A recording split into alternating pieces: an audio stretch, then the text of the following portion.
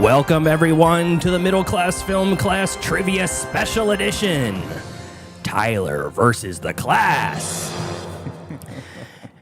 All right. With an extra Sunday in the month of May, we have a free day, so there's no movie to review. And since Joseph is out of town as well, I asked the Patreon classmates to join us in a one-off trivia event where they square up against the straw that stirs the MCFC drink, our very own Tyler Noe. Hold on a second. I think I could do better than that. Our very own Tyler Noe. Tyler, how you feel about that? I'm nervous but excited. Okay. But I lose every trivia game, so I don't. That's okay. That's okay. Well, trivia has not been your strong suit in the past. That's true. So we're gonna meet your contestants here in just a second. Here they are. Welcome to the show. 5 of our youngest and brightest from the classmates. I'm going to go just top to bottom in the order that I can see you guys on the screen. First off, we have Joseph Bridges. What's up, brother? How are you? Hi. How's it going? Good. Good. Where are you reporting in from? Where are you in this great country we're in right now? Cincinnati, Ohio. Okay, cool. I know you've moved around a bunch, but you are not normally up at this time of day. No. I work nights, and so this is like 3 a.m. 4 about almost 4 a.m. for me right now. Oh wow. Yes. I'm usually very asleep at this moment. I feel privileged and honored that you're here for that. So thank you. I'll suffer for movies. There you go. That's right. Next up, we have Dallas, listener Dallas. What's up, brother? How are you? Hello, I'm good. Yes, people who maybe newer to the show may recognize the sultry sound of this. Somehow. Yeah, Dallas is a mainstay on our show because, number one, you ran our own trivia segment where all 3 of us against each other, really. Right. Yeah. And you ran the show. Do you do trivia a lot? Yeah, when I can, usually just for my friends and family. Yeah. It'd be nice to do it professionally or something, but I don't know how I'd make that happen. Yeah. Do you ever do like volunteer sort of stuff for the like local pub trivia or anything like that? I've tried getting something going with our local library, but ooh, that's cool. They don't seem that interested. Interesting. Not the liveliest crowd at the library. No, I guess not. You need some drinks in them to get loosened up for the trivia, I think. Yeah. Drinking at the library, that's Tyler's MO. All right, thanks, Dallas. Thanks for being here. Next up, Binge Lord Dan in the flesh. Absolutely. How's it going? I'm doing good. Where are you reporting from? The Montreal, Quebec, Canada. So Now, I noticed you said Quebec. I've been told by other Canadians it's supposed to be Quebec. Who's right and who's wrong? it is, but because I'm speaking to a bunch of Americans, and once we end up the 51st state, it's definitely going to be Quebec. Oh, there you go. Yeah, exactly. It'll be New Quebec, actually. There we go. Well, welcome. Thanks for joining us, man. I appreciate it. Is it noon there, or are you guys all in a different time zone? No, we're Eastern here, so it's about 4.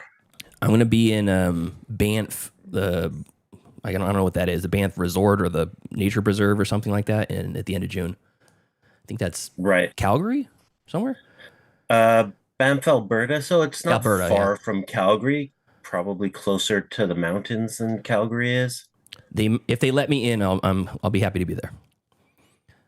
Well, there we go. Yeah. All right. Thanks for being here, man. Next up, Stu from the Stu World Order. How's it going, Stu? It is not going bad. How are you today, sir? I'm doing fantastic. You excited to do some trivia and redeem yourself for your failure on the trivia show? My failure of coming in second place. That sounds so sad. I got prizes and everything. I know. Oh, you look. Hey, I got look at here. that. I got my true crime tape. Hell my yeah. true lies tape. That's nice. Ricky Bobby's dad says if you're not first, you're last. So sorry, buddy. Last That's place. true. It's true. Thanks for being here, man. Absolutely. And then last up, we have Heather, the dork of all dorks herself, ye old nerd. Hello, the oldie nerd. How's everybody? Yeah, doing good. Where are you reporting in from? I'm reporting in from the beautiful come-as-you-are city of Baltimore, Maryland. Love it. Love it. I am excited to be talking with all 5 of you guys, and I'm really excited that you guys are all here for this because I have a little bit of a doozy planned for everybody here. So let's see if I can control my drops in the video and the audio. Without Joseph here, this is a monumental task, so I apologize if I screw this up. Let's take a look here. What do we got? There we are. Okay, here's the rules. Here's how the game will go. One by one, each of you will face off against Tyler individually. I have 6 categories prepared. Al Pacino or Robert De Niro, young adult series, musicals, fictional dogs, musicians as actors, and David Lynch. So I will ask Tyler one question from each of these categories, and you each have to guess whether Tyler will know the answer, and that's it. 2 points for each correct answer guessed, and 1 point deducted for each incorrect guess. So if Tyler guesses wrong on a question, you can earn 1 bonus point if you answer that question correctly. No penalties for missing, okay? So after all 5 of you contestants are finished, the top 2 will face Tyler in a 3-way match for the win. Any questions? Good? No problem. At any time, you can stop and clarify questions and all that stuff.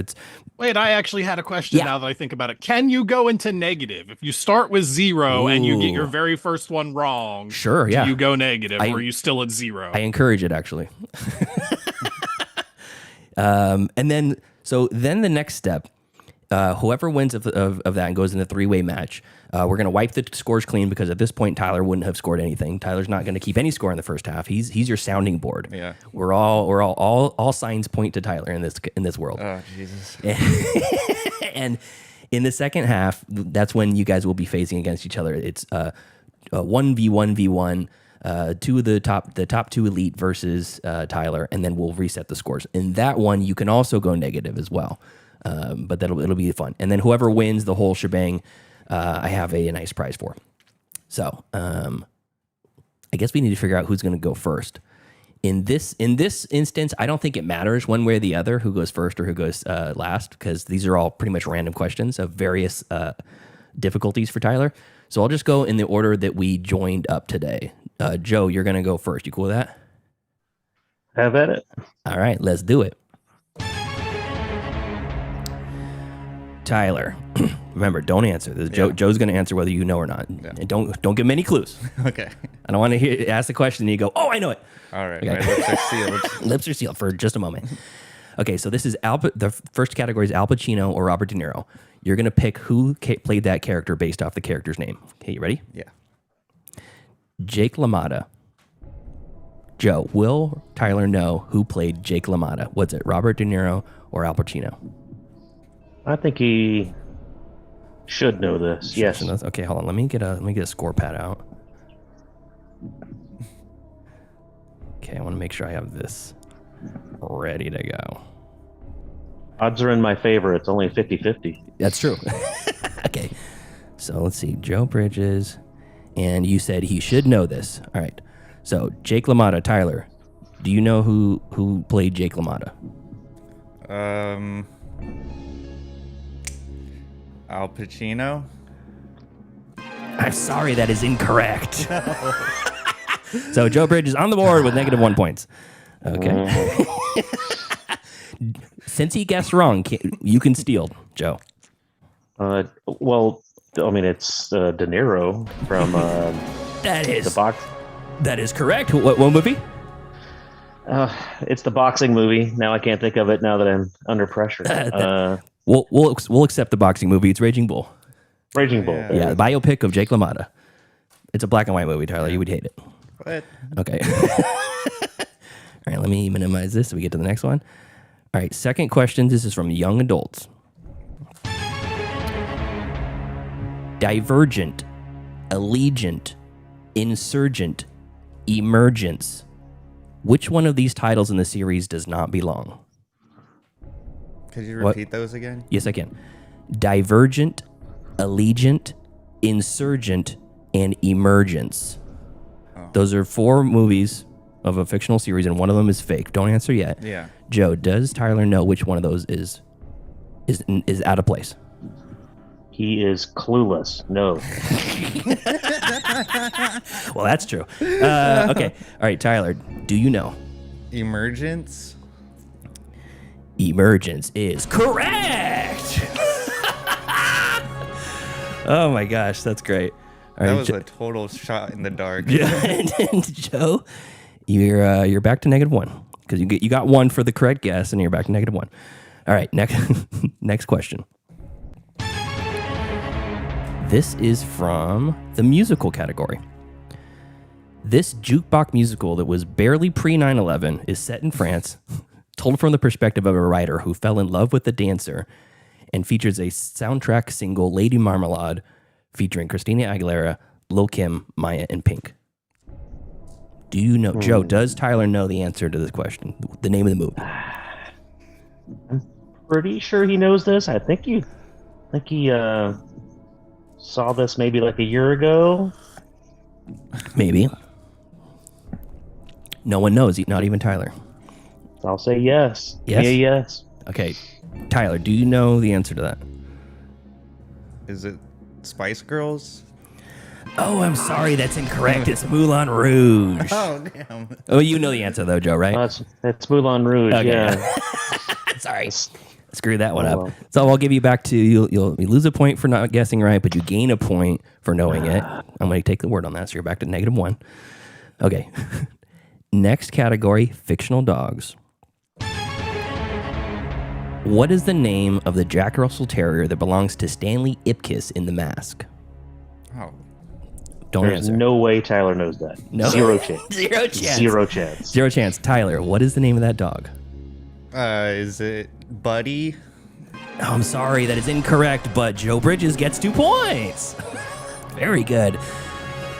Can you make that 3 points, Joe?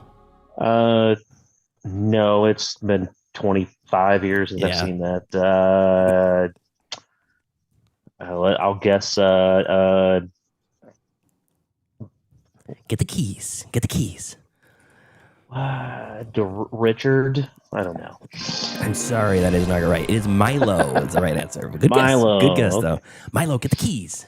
Not the cheese, Milo. All right, so we're at +1 point. Great. Hey. There you go. Points. All right, next category, musicians as actors. In this category, I'm going to name characters that these artists played on screen, and you have to tell me who the artist is, okay? Okay. J. Robert Neville and Captain James West, Jim West. So, think about that. J. Robert Neville and Captain James West or Jim West. Joe, does Tyler know who this actor is?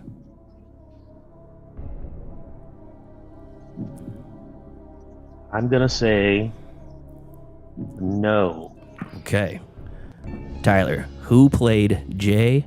Robert Neville and Captain Jim West or James West? David Bowie. I'm sorry, that's incorrect. And Joe, Will Smith. Will Smith. Will Smith, did you guess he would not know? Yes, yeah. Okay. I said he would not know. So that gives you 2 points for that, plus a bonus point. That's 3. You're up to 4 points. Very good. Okay. Last category. Last chance for you to score points, Joe. David Lynch. I want you to name the movie of this David Lynch movie based off the cast, and these are all movies that I know you know. Okay. I didn't just pick a random obscure short film that he made or something like that. Okay. These are big ones. Okay. So here are the characters. Jack Nance, Mary X, Mr. X, Mrs. X, Beautiful Girl Across the Hall, and Lady in the Radiator. You think? Okay, get that? Joe, what do you think? He's thinking. Tyler's thinking. Gimme. Show me no. Show me no. Tyler, take a guess. These are David Lynch movies. Yeah, I know. Is it Wild at Heart? Oh, I'm sorry. That is not Wild at Heart. Damn it. Joe, what is the correct answer? For an extra bonus point. Let me go with Let me go with the Racerhead. That is correct. Very good. Oh man. All right, Joe, you finished off with 7 points. Very good. Good strong showing. Not bad. Not bad. Scary there for a little bit. You were at -3 for a second. Okay, very good. Next who joined up was Dallas. So Hello. Dallas, you're going to go second. Oh my gosh. They got wet just now. Olive oil boys. Yeah, there you go. So he calls him the Velvet Turtleneck. That's his nickname. Okay, so we're going to start back from the top. Al Pacino or Robert De Niro? Tyler. Yes. Was it Robert De Niro or Al Pacino that played a character named Max Cady? Oh man. Okay, Okay. so based off of what you just saw happen, Dallas, what do you think? I think that he'll get it. Okay. you say you will get it? Yeah. All right, Yes. Tyler, answer. I gotta go with Al Pacino. I'm sorry, that is incorrect. Damn it. 50-50, you're 0 for 0. 0 for 2. Dallas, before. Well, I guess I'll go De Niro. Hey, you got it. Just like that, 3 points. 2 for guessing it right. Wait, no, you says he was going to get it right. Yeah. I thought he was going to get Okay, it my right. mistake. Yeah. You're at 0. Yeah. You're at 0. Okay. Next category, young adult series. The Hunger Games franchise is known for strange names like Katniss Everdeen or her companion Peeta, P-E-E-T-A. Name any of the other characters' first and last names. Okay. I'm going to get to the IMDb page for Hunger Games. Because there's a lot of them. A lot of options. I don't think Tyler will get this. Okay. This could be a tough one. Maybe he's a big fan. Maybe he's a fan of the Jennifer Lawrence. All right, Tyler, can you name any other character from Hunger Games besides Katniss Everdeen and Peeta? Or you can give me Peeta's last name too, and that'll work.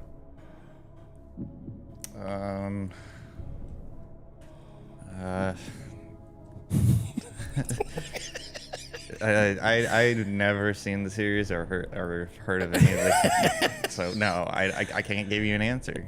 All right. That means you get 2 points for that one. Now, Dallas, can you score the extra bonus point? I think Peeta's last name is Melark. Peeta Melark. That is correct. Peeta Melark or Melark. I also would have accepted Effie Trinket, Gail Hawthorne, Hamish Abernathy, or Claudius Templesmith. A bunch of goofy ass names. Jesus Christ. Yeah, no. I know you'd like that one, Tyler. Okay, so that gives you 2 plus the bonus point. You're at 3 points right now. Great. Next category, musicals. This 2021 musical was a remake of one of the most well-known musicals of all time, originally by Leonard Bernstein, and was directed by Steven Spielberg. What is the name of that movie? 2021 musical, Steven Spielberg. Okay. Dallas, what do you think? He will not get it. Okay, we're gonna go with no. Tyler famously does not like musicals. Dallas says no to that. Tyler, what do you think? Steven Spielberg, 2021. It's a remake of a famous Leonard Bernstein musical. I don't know. Take a guess. Any musical. No, it's not. Okay, Hairspray. I'm sorry, that is incorrect. Dallas, can you go for the bonus point? I'm gonna go with, is it West Side Story? That is correct. Oh, that's right. Yes. I forgot West that. Side. Rachel Ziegler, I think, right? I'm not That's how she sure. got the Snow White job. I guess. I don't know. I don't know. Okay, next category. Fictional dogs. Tyler, what A-lister voiced Charlie, the German Shepherd from All Dogs Go to Heaven? I hear wheels are spinning. Okay, Dallas, what do you think? No. No. He won't get it. Okay, safe bet. Tyler, What do you think? What do you think? Who voiced Charlie, the main character from All Dogs Go to Heaven? Burt Reynolds. It is correct. Oh, Whoa. that is a -1 for Dallas. You are at 5 points, 2 behind Joe. That was a tough one. But we got 2 categories left. You ready, Tyler? Yes. Musicians as actors. Again, I'm going to name their characters from their top billed movies. And you got to tell me who that actor is. Got it. Susan, Ava Perón, or May Mortabito, the center fielder. Okay. These are straight from the top 4 of their IMDb. That's a tough one. I'm going to read them again. Susan, Ava Perón, or May Mortabito, the center fielder. That's how she's billed. I think you will not get it. Okay. Tyler, who played those 3 characters? Cher. I'm sorry, Cher is incorrect. We're looking for Dallas? Madonna? That is correct, Madonna. We did a League of Their Own, remember? On the show. That's right. Oh, yeah. Okay, so that's She was 2 in that points. movie. Yeah, she was. So that's 2 points plus the bonus. That puts you at 8. You're 1 ahead of Joe right now. But we got 1 more left. David Lynch movies. All right, again, these are characters in the cast. And you got to tell me the movie. Dr. Frederick Treves, or Trevis. John Merrick. Mrs. Kendall. Car Gom. Mother's Head. And Bites. I'll read those. I go think ahead, Dallas. What do you think? he will not get it. You'll not get this. Okay, I'm going to read the names one more time. Dr. Frederick Trevis, or Treves, John Merrick, Mrs. Kendall, Car Gom, Mother's Head, and Bites. What David Lynch movie is this? Is it Blue Velvet? Blue Velvet is incorrect. All right, so Dallas jumped out in the lead with 10 points. Can you guess the movie? I think that's The Elephant Man. That is correct. Yes. The only reason I would know that is that there was a Bare Naked Ladies song where they were talking about what they would buy with $1 million, and they said they would buy John Merrick's remains. All those crazy elephant bones. And I'm like, what the hell is that? And I looked it up. I'm like, oh, okay, that's weird. Yeah, that's a weird weird lyric from that fun song. Okay. Very good. Okay, so we're the standings right now. Dallas with 11, Joe Bridges with 7 points. Very good. Feeling good. All right, next up, Binge Lord Dan. Are you ready? You're on mute right now. There you go. Yeah, sorry, I'm ready. Gravy, no problem. Okay, starting back up at the top. Oops. There we go. Al Pacino or Robert De Niro? Tyler. Was it Al Pacino or Robert De Niro that played Big Boy Caprice? Big Boy Caprice. One of his smaller roles. Okay. Okay. What do you think, Dan? I think yes. Think yes. You will know that. Okay. Tyler, Big Boy Caprice. Who was it? Robert De Niro. I'm sorry, that is incorrect. All right, Binge Lord Dan, you're at -1. I'm gonna can you guess? Pacino. That is correct. Very good. At an even 0. Now, what movie is that from? Anybody? That's from Dick Tracy. That is also correct. Very good. No bonus points for that, though. I should probably give you, honestly, a bonus point for that, but I don't make the rules. I guess technically I do, but... All right, next one. Young adult series. Ready, Tyler? Twilight is the young adult vampire series that you either love or love to hate. How many Twilight movies are there? Just the number. How many Twilight movies are there? Mm-hmm. All right, Dan, what do you think? I'm going to say no. He does not know. Okay. No faith, Tyler. What do you think? How many movies is in the Twilight series? Movies, not books. Yeah. Is it 6? Oh, that is incorrect. Dang it. Dan, correct answer? I think it's 5. Very good. For a bonus point, you're sitting at 3. Were you counting parts 1 and part 2? Those are separate movies. Okay. Yeah. Yes. So yeah, it goes Twilight, New Moon, Eclipse, and then Breaking Dawn Part 1 and 2. Twilight, New Moon, Eclipse, 1, 2. Yeah, there's 5. Okay, I second guessed myself there for a second. All right, next category: musicals. Tyler. Tom Hooper directed this film adaptation of a musical that is one of the longest running Broadway productions of all time. Songs include I Dreamed a Dream, One Day More, Who Am I, sung by Hugh Jackman, and Stars, sung by Russell Crowe. Okay. Okay. Yes. I think he gets it. Tyler knows this. All right. Binge Lord Dan thinks Tyler knows this one. Do you know this answer, Tyler? Fiddler on the Roof? I'm sorry, that is incorrect. Russell Crowe is not in Fiddler on the Roof. Either is Hugh Jackman. Okay, so that's -1. Dan, can you guess this one? I am drawing a complete blank, but it's the French one. French one. That's it. I just know. And it'll come to me after you say, but I'm Tyler, drawing what do a you think? blank. Should we give him the point? It's the French one. Yeah, go for it. Yeah, right. He gets the point. Les Miserables. Oh, That's that's what I was getting Yes. it confused with that movie. Yeah. I was French, Jewish, it's all the same. All right. Okay, so you're at 3 points now. Next category. Fictional dogs.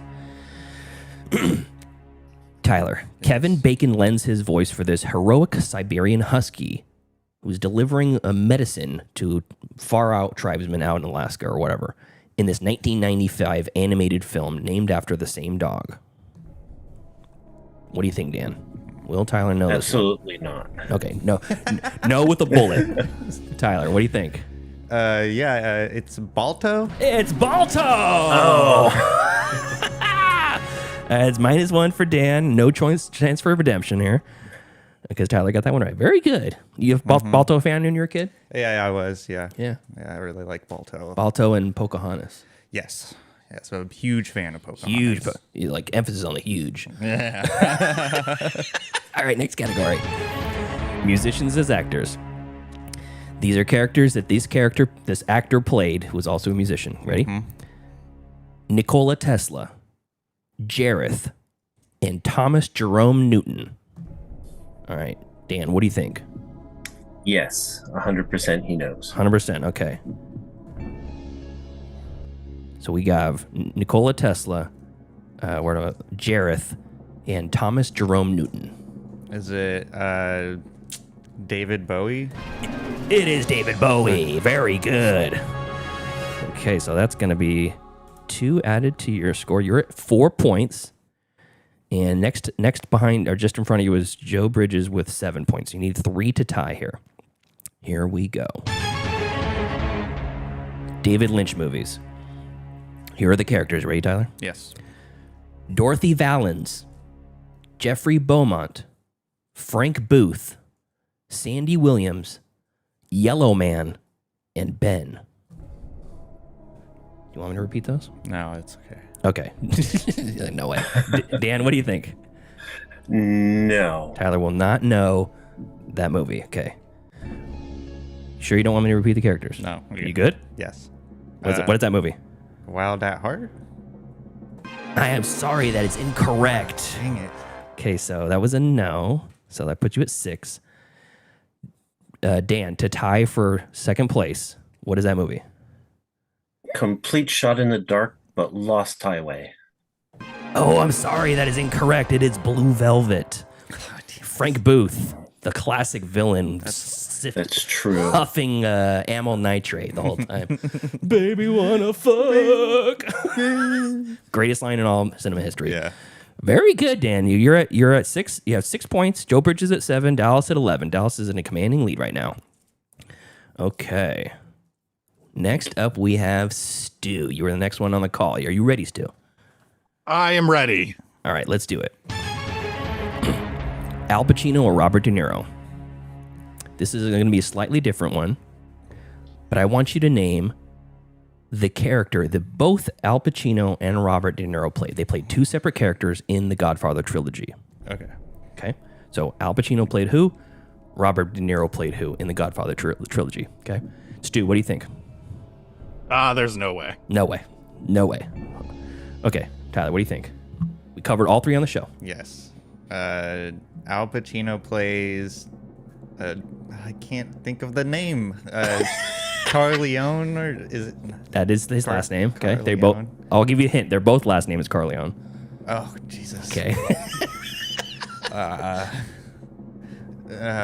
Al Pacino plays who? Well, who's Robert De Niro play? I don't know. I only know the last name. This is not Jeopardy rules. You have to give me the first name since they're both named Corleone. Take a guess. I know this. No, I don't. All right. So that was a no for Stu. That's And embarrassing. that's a 1 point or 2 point win. Stu, who are the characters that they played? Al Pacino plays Michael Corleone. I legit I've never seen the Godfather movies. I don't know who De Niro plays. Oh, really? Jim. He plays Jim young Don Corleone. Vito, the main Godfather. He's the young Marlon Brando in a in a okay. flashback. Okay, so that's 2 points though on the board. Next category. Young adult. Tyler, name the movie, the young adult movie, by this IMDb plot synopsis. Okay. The series has 19 books so far and one movie. Young Blank Wiggins is recruited by the international military to lead the fight against the Formics, an insectoid alien race who had previously tried to invade Earth and had inflicted heavy loss on humankind. Okay. Do you want me to repeat that? No, I got it. You got it? Okay. Stu, what do you think? I would venture to say no. Venture to say no. Okay. Tyler, do you know this name? Is it the Divergence series? I'm sorry, that is incorrect. Oh. Stu, do you know it? I don't, but I'm going to guess Ender's Game, the Ender series. It is Ender's Game. Okay. Very good. It's Ender Wiggin is the character. I blanked his name out. Young Ender Wiggin. What is up with these young adult movies and their stupid names? That's weird. Okay, next category. Musicals. Tyler. Netflix released this musical biopic in 2021. It was originally written as a one-man show led by the focus of the biopic, Jonathan Larson.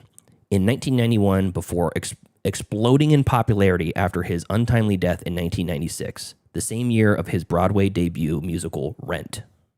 So what is the name of the movie? It's a biopic about Jonathan Larson that was originally released on Broadway or off Broadway in 1991. Then he later died in 96, the same year that Rent hit Broadway. Okay. Okay, what is the name of that movie? Stu, what do you think? I barely understand the question. I can't imagine he knows the answer to it. 2021 musical biopic. This is a little bit of a convoluted one, but it was a biopic about Jonathan Larson released in 2021 on Netflix. Tyler? I streamed picked on the show. I loved it. This is embarrassing. It's okay. It was in 2021. It was 4 years ago. I don't know. All right. Does not know. Stu, do you know? No, I have no idea. Anybody else? Tick, tick, boom. Heather got it. Boom. Tick, tick, boom. Love that movie. It's really good. Okay, next category. Fictional dogs.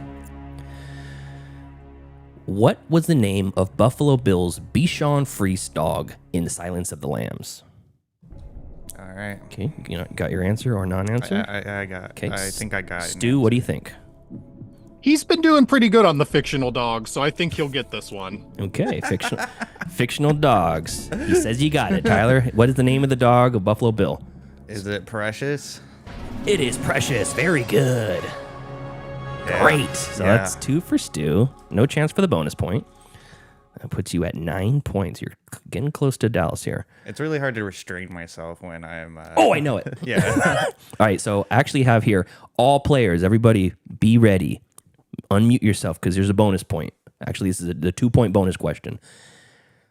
Can anybody name the real life name of that dog actor who was also featured in Pee-wee's Big Adventure and Batman Returns? Anybody? Absolutely not. All right, It's one of those dumb things I usually know, but no. I figured not. I figured this some throw some bonus points. It's Darla the dog. All right. All right. Next Well, question. now I know that for the future. Now you know the important things, but I couldn't tell you the name of half of our U.S. presidents. All right, musicians as actors. Tyler, you ready? Yes. Who played these three characters? Allie, Lee Quinzel, and Patricia Reggiani. Allie, Lee Quinzel, and Patricia Reggiani. Stu, what do you think? I'll go with no. Okay, this is a tough one. Tyler, what do you think? Do you know the actress that played those characters? She was also a singer or musician of some sort. I'm gonna guess Cher again. Cher again is incorrect. Dang. Lee Quinzel, Harley Quinzel, Lady Gaga in Joker 2. Oh. Yes, there we go. Oh. I'm sorry, Stu. I took that away from you. Did you know that answer on our system? Yeah, Lady Gaga. Okay, cool. Well, you're already in the lead anyway, so that's a one bonus point for Stu.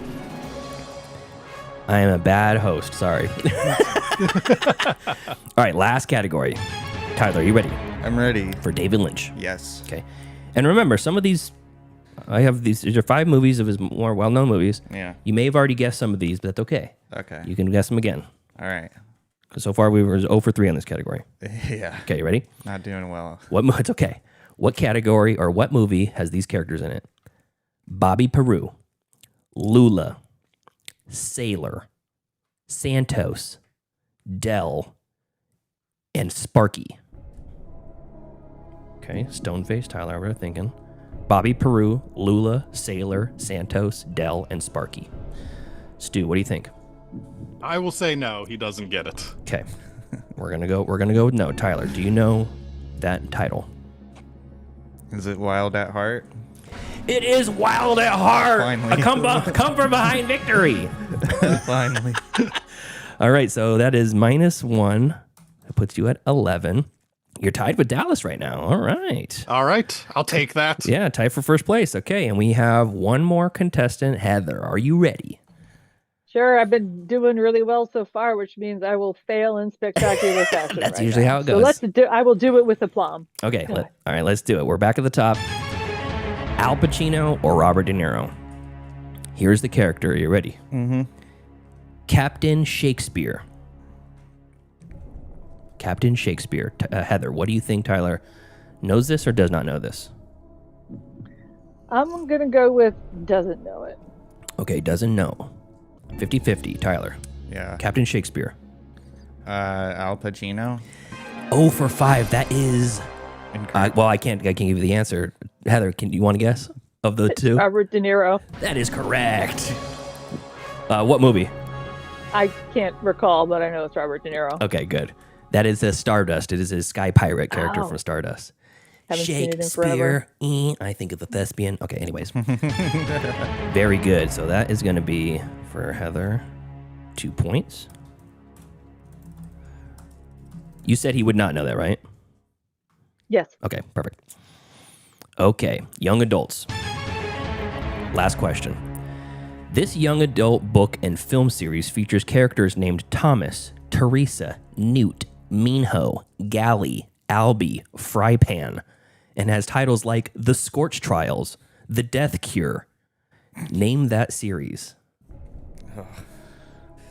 I think that's a no. Based off of that reaction, probably a no. No, I just don't know. It's a no. It's kind of you either know it or you don't. Yeah. It's one of those. Tyler, what do you think? Do you know characters of that name? Blank, The Scorch Trials. Blank, The Death Cure. What is the name of that series? Young adult series. Is it The Hunger Games? Hunger Games is incorrect. Oh, Heather, do you know? thought I had that Maze one. Runner. Maze Runner is correct. Nice. Very good. Bonus point for Heather. She's at 5. Okay, next category. Musicals. Tyler, finish these lyrics originally sung by Julie Andrews in the Rodgers and Hammerstein's 1959 musical The Sound of Music. Raindrops on roses and whiskers on kittens, bright copper kettles and warm woolen mittens, brown paper packages tied up in strings. Okay. Heather, what do you think? It's a tough call because it's a common song, but I'm going to go with no, just to keep on the straight here with the no's for Okay. Tyler. All right. Musicals. Brown paper packages tied up in strings. I do not know. I've never seen The Sound of Music. They've never heard this. Never heard the song. Heather, can you finish that lyrics for another 1 point? These are a few of my favorite things. There you go. Got it for the bonus point. Sitting at 8. Most famously sung by Robert Goulet, Will Ferrell as Robert Goulet on Saturday Night Live. Okay. Next category, fictional dogs. Christopher Guest's mockumentary Best in Show follows a rotating all-star cast of show dog owners and their show dogs. What breed of dog wins the best of show in the climax of the movie? It's a specific type of dog. I'll take the broader type too. Okay, Heather, what do you think? Just watched this morning when I wrote this question because I cannot not watch that movie. So long. I'm going to say no. Okay. Tyler does not know. All right, Tyler, what type of dog won Best in Show in Best in Show? Would it be a golden retriever? I'm sorry, that is incorrect. Oh. Heather, what do you think? It's been so long, but I'm going to guess the hound. It's a part of the hound group, but I'm sure that's not right. Nah, the bloodhound owned by Christopher Guest did not win. It was the Norwich Terrier. There was Terrier. Yeah. I couldn't remember which one it was. I would have accepted Terrier or also Winky is the name of the dog. It was between three of them, and you got to choose one. Yeah, there you go. Okay, next question. Musicians as actors. Tyler, Yes. who was played these three characters? And I'm going to give you the names of the movies too. Okay. Ross Carpenter's from Girls, Girls, Girls, Chad Gates from Blue Hawaii, and Lucky Jackson from Viva Las Vegas. Ross Carpenter from Girls, Girls, Girls, Chad Gates from Blue Hawaii, and Lucky Jackson from Viva Las Vegas. Heather, what do you think? Will Tyler know this? Famous actor. If you hadn't added the titles, I would have said no for sure, even though Had to add those in I there. got it. I know. Just for joy, I'm going to go with no. Prove Okay. me wrong, Tyler. All right, no down the board so far. What do you think, Tyler? Do you know this musician who's also acting? You know, it's funny. I almost said Elvis, but it's not true. Any guess? I'm gonna go with. Well, I don't know it. So Elvis. Elvis is correct. You're I kidding me. threw one your way. I tossed one at you, and you almost threw it away, Tyler. That's so good. Oh my God. I would have laughed so hard. You said somebody else. Okay. So You're welcome. that You're puts you at welcome. 9 points. You got -1 for that. No chance for redemption. Final question. Okay, Tyler. Can you name the David Lynch movie based off these characters in the cast? Betty Elks. Is that right? No, that's not right. Elkus? Hold on. Let me double check this. I think I typoed something here. This is all for all the marbles too. Hold on. Elms. Okay, sorry. So Betty Elms, aka Diane Selwyn, Rita, Adam, Irene, Bum, Herb, and Hairy Armed Man.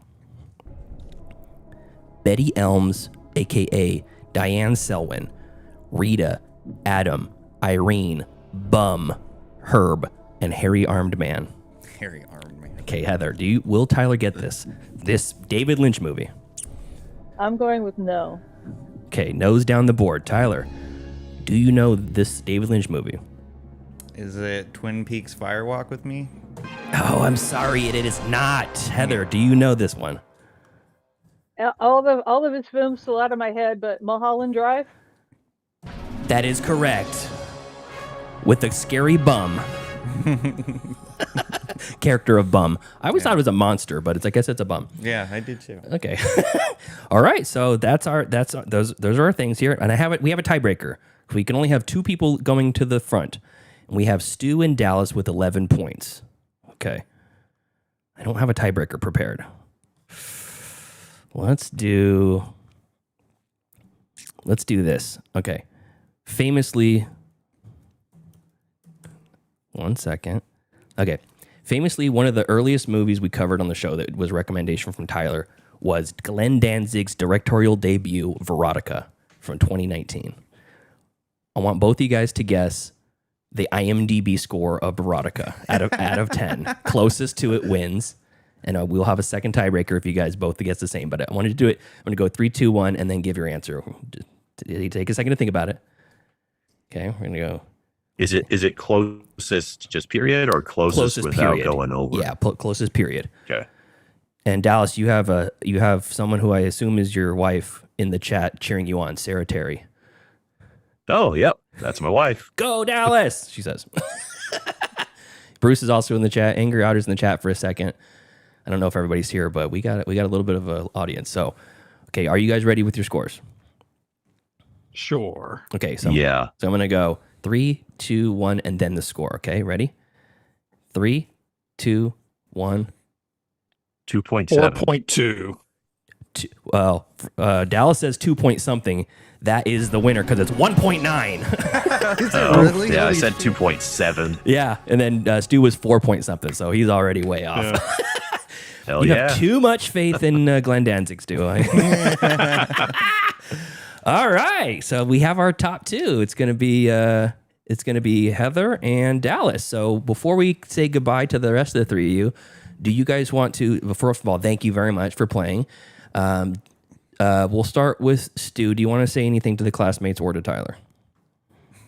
Sure. So thank you guys so much for having me, Tyler. Excellent work. Had a lot of fun playing with all you guys. And don't forget to visit swoproductions.com. We have new articles every single weekday, some of which have been written by Pete. Oh, yeah. He's done a short series on the website for his wine reviews from Grocery Store Wine. Yeah. Yeah. Grocery outlet wine reviews. Yeah. Good stuff, man. Thank you for joining us. Thank you. Dan, do you have anything you want to say to the class or to Tyler? Absolutely.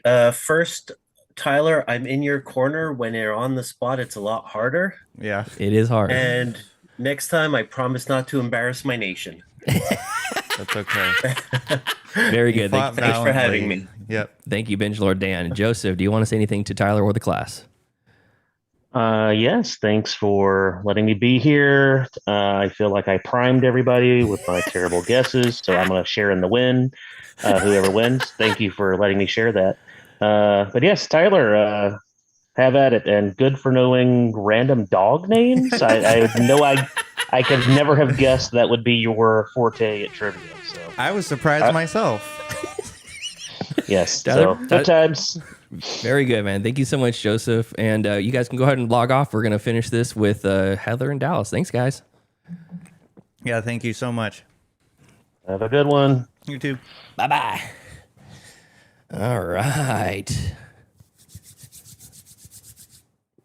The time is now. Okay, are we ready for the second half of the trivia? All right. And Sarah in the chat says, you guys all did great. And we also have a new listener, Zymianin. Canada still loves you, they say. I think this is a Dan fan. Okay, cool. Next half of the show. Oops, wrong one. Here we go. Where are we? Okay.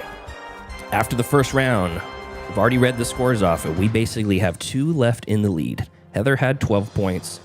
Dallas tied for Stu with 11, beat him in the tiebreaker, and we're on to the final round. I have 10 general movie trivia questions that I will ask, and you will all buzz in to answer. You can buzz in as early as you want, but as soon as you do, I will stop reading the question, and you must answer. If two people buzz in at the same time, it's going to be my judgment, the first one that I hear, and they're going to have to answer, and then I'll continue reading the question. Each question is worth 5 points. If someone guesses incorrectly, you can buzz in and steal for 5 points. You can do that 2 times throughout the course of these next 10 questions, but if you get it wrong, you lose 5 points. You can't steal if you've already guessed incorrectly for that question, and you can't guess twice for a question. So, all that good? Yes. Cool, good. All right, so buzzers, we're not going to use any special buttons or anything like that. I just want you to shout your name out. So when you want to buzz in, just... Do you lose 5 points if you're the first one to buzz in and you get it wrong? You don't lose any points for getting it wrong. You only lose points if you go for the guess after someone else already guesses wrong. Gotcha. Good question. Okay. So yeah, so just shout your name out. Heather, you'll be at a slight disadvantage because you have a soft H at the beginning of your name. You don't get the punch of the Tyler. Oh, I'll just You could yell say dork. Dork. Yeah, There you go. go Dork. dork. Dork's a good one. The name comes from something. Okay, here we go. Are your buzzers ready? Your mouths, I guess. Yes. What are the names of both of the 2 leads in La La Land? Anybody? Sorry, are you asking for the character name? Character names. Yeah, character names. No? Okay, well, let's make it either one of the names of the 2 leads in La La Land. No? No, I don't know. Hated that movie. Okay, let's do an audible on this one. Let's see here. What's a good recent movie that just came out that we all know and love? All right, let's do. What is the name of the little girl that is the daughter of or the niece of the dentist in Finding Nemo? Dallas. Well, it's not Dallas. Dallas. What is it? Is it Darla? Darla is correct. Very good. 5 points for Dallas. Okay, I'm starting a new scoreboard here. Dallas 5, Heather, Tyler. Great. Very good. All right, next question. We're going back to Pixar. I didn't realize I did that. Tom Hanks voices Woody in Toy Story. Who voices his female counterpart, Jessie, in Toy Story Part 2? Tyler. Jodie Foster. Jodie Foster is incorrect. Oh, man. No lost points there, though. Does anybody want to steal? No? I mean, she sounds Dork. like Jodie Foster. Heather. Oops. Is it Joan Cusack? Joan Cusack is correct. Strong steal from Heather. Oh, my gosh. Okay. Dallas and Heather tied for 5 points. Very good. Next question. What holiday are Sally and Harry celebrating at the end of When Harry Met Sally? Tyler. Is it Thanksgiving? Thanksgiving is incorrect. Oh, man. Again, no points for the failure. Famous scene. He's running down the street to go save her, or to profess his love for her. Any guesses? Anybody want to take a risk? No? I thought it was Thanksgiving. All right. The movie's off and on. It's set through the course of many decades, I think, at least a decade, and it's got a lot of Christmas trees in it. But this one is New Year's Eve. He does it right as the ball drops and gives it the kiss. Okay. All right. Next question. What horror movie has the tagline and quote, "Sometimes dead is better"?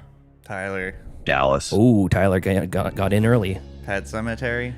Pet Cemetery is correct. Finally, I'm on the board. On the board. Three-way tie. 5 points each. All right. Very good. It's anyone's game. Anyone's game, as we like to say. All right. Question 5. What was the first animated movie to be nominated for Best Picture? Dallas. Dork. Ooh, Dallas eked you out. Dallas? Is that Beauty and the Beast? That is correct. All right, that's for 10. So Dallas is at 10, Heather 5, Tyler 5. Tyler, do you know that one? No. Good trivia bit. Okay, next question. Question 6. In Ferris Bueller's Day Off, who does Ferris claim to be at the fancy restaurant? Full name and title. It's in Chicago. Joe Bridges in the chat says, so far I would have done awful at this. Binge Lord Dan also in the chat says, go Tyler. Yeah. No guesses? No, I don't have anything. Okay. It's not our newest pope. He guessed. Abe Froman, Sausage King. You're Abe Froman, the Sausage King of the Midwest? That's so obscure. Is it though? Okay, next question. In Elvira, Mistress of the Dark, what does Elvira drive into the head of the villain who attacks her in the cemetery? Tyler. Oh, Tyler. Is it a car? She drives a car into the villain who attacks her in the cemetery. That is incorrect. What? There's multiple ways to drive. It doesn't have to be behind the wheel. I gave that one for you because I wasn't sure if you've seen that movie or not, but I know you love big titty goth girl. I do. Elvira. Yes. Any other guesses? Okay, we're at Dallas. You're at the 5-point lead. You're going to hold on to that? Okay, the correct answer is her stiletto heel. I was going to say that because I saw it when Yeah. it premiered at my college when I was in college. Oh, but nice. I didn't want to take the chance Didn't of take losing the 5 risk. points because Tyler rang in second place. All right. I still have the poster from that premiere. Oh, that's cool. awesome. Nice. I'm Wow. old. I'm very old. Okay, we're down to 3 questions. Question number 8. J.D. McCrary voices young Simba in the 2019 live-action Lion King. Name the actor who voiced adult Simba and the 2 actors that voiced Simba in the 1994 animated version. This is the tough one. If nobody rings in, I'm gonna reduce it down to no ring-ins. Okay, just who voiced Dork? Oh, sorry. Heather. I Jonathan Taylor Thomas, Okay. I think, was Simba in the That's- original animated movie. He's the young one. Who plays the adult Simba? I can't. I don't know. Nothing? Okay. That is incorrect. No points lost there. Can either of you guys name the other? Because I was going to reduce it down to just the 2 names from the original animated one. We got Jonathan Taylor Thomas for the young one. Who plays old Simba? Dallas. Dallas. Yeah, so Jonathan Taylor Thomas is the young one, and then Matthew Broderick. Oh, is Matthew the old one. Broderick. That is Yep. correct. Ferris Just Bueller popped into my himself. head. Yep, just popped in. All right. And it was Donald Glover voices the adult Simba in the remake. Yeah. Oh, Okay, next question. What is the name of the legendary villainous dog in The Sandlot? Anybody? Oh, the kids are afraid of the dog. They don't want the ball goes over the fence. Well, we can't go in there. Blank is in there. Oh man. It's more of a title than it is a name. Yeah.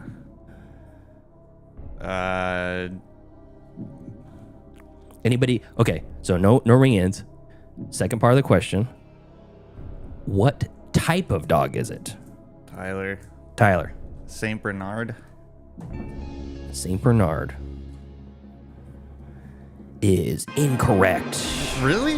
I was so Is a confident. Mastiff. Oh. Same size dog, but is a Mastiff, yes. I don't know if it's an American or English Mastiff. I think it's an American Mastiff.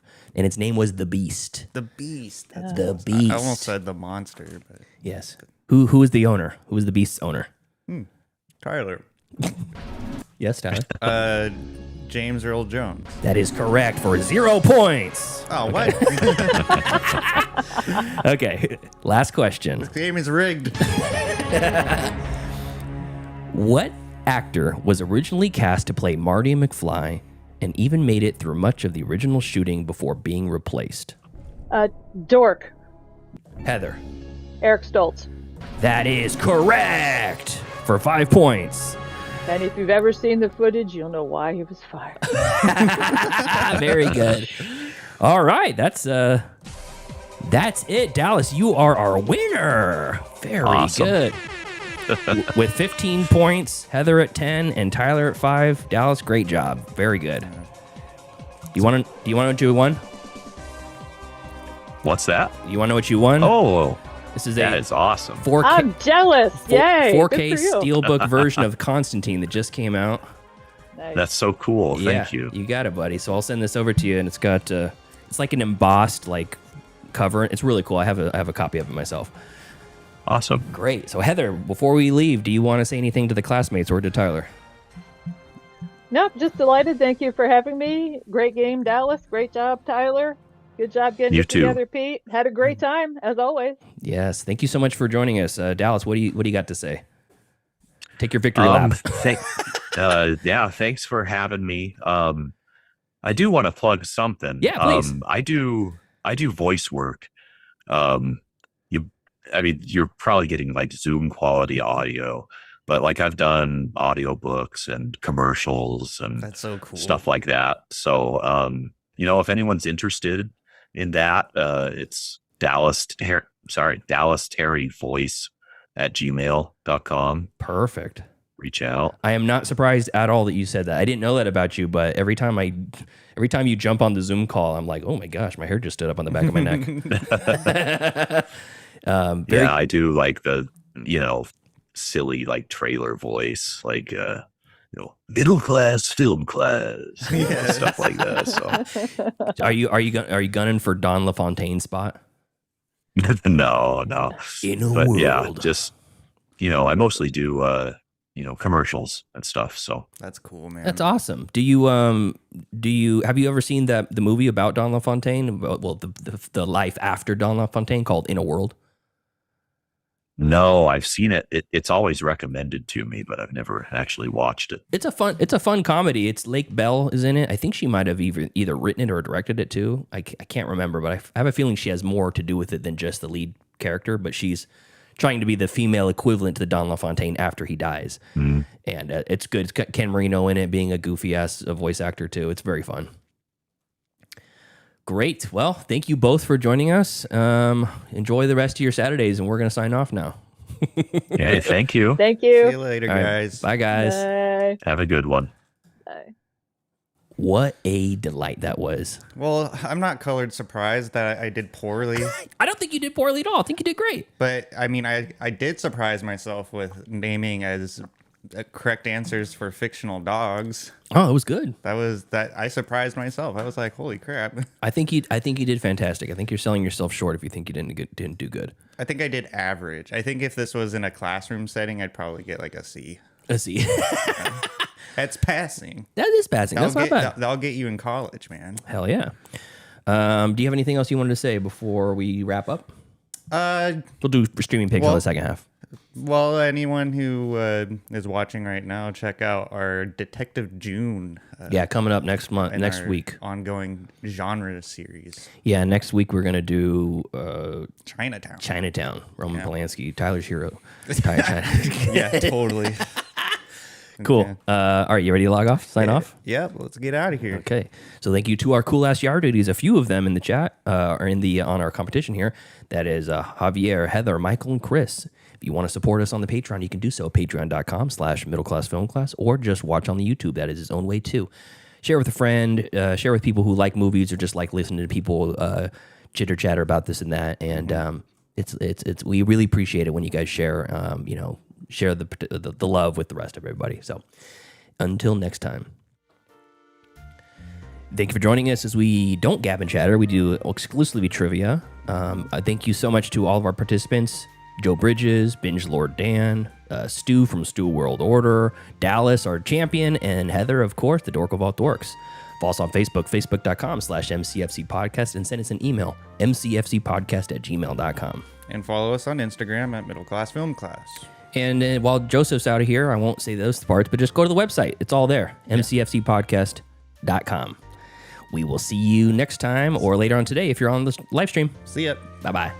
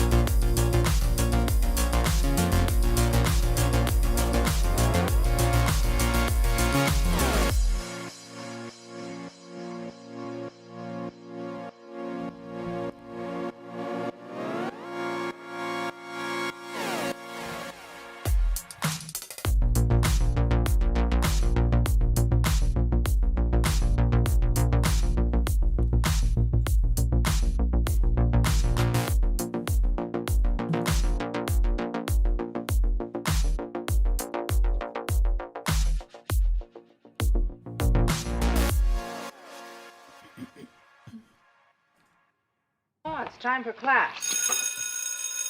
Class is in session!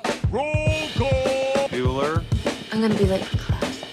Bueller. Am I hallucinating here? Just what in the hell do you think you're doing? I'm late for class. You are mine now. You belong to me. Did you study for the test? No more complaining. No more Mr. Kimblett to go to the bathroom. Nothing. There is no bathroom. Hello, classmates. Welcome to another episode of Middle Class Film Class. I'm your host for today, Pete. I'm Brianna with and I'm Sam. Yep, and it's Sam. I'm Tyler. And today we're doing a special episode where we don't have a movie to review. We just got done doing Tyler versus the class trivia on the first half, and we have a guest. Hi. Hello, darling. Hello. Hi. I'm going to boost you up a little bit audio-wise because you're so quiet. I don't think that's true. I think I'm a very loud person. Okay. I've seen it. Yeah. Who do you have with you? Sam. Move this. Can you show the camera? Yeah. Our darling baby boy. Okay. Oh, there he is. You got to put him in front of the mic. Oh, look at that. The cutest boy.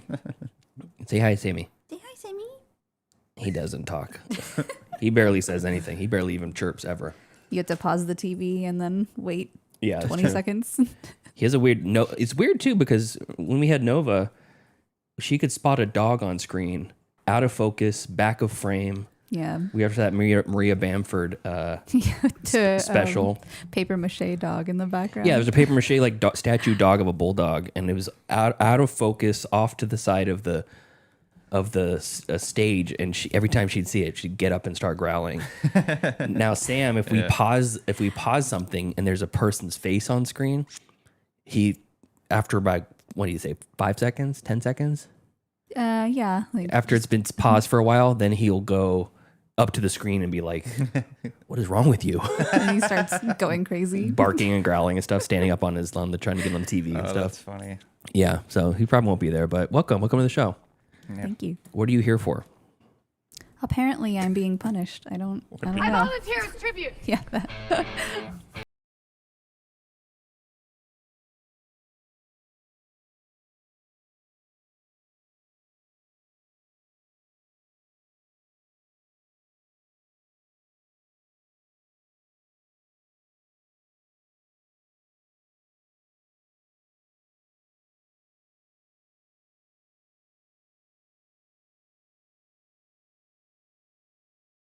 Good. So you were called out specifically by one of the classmates.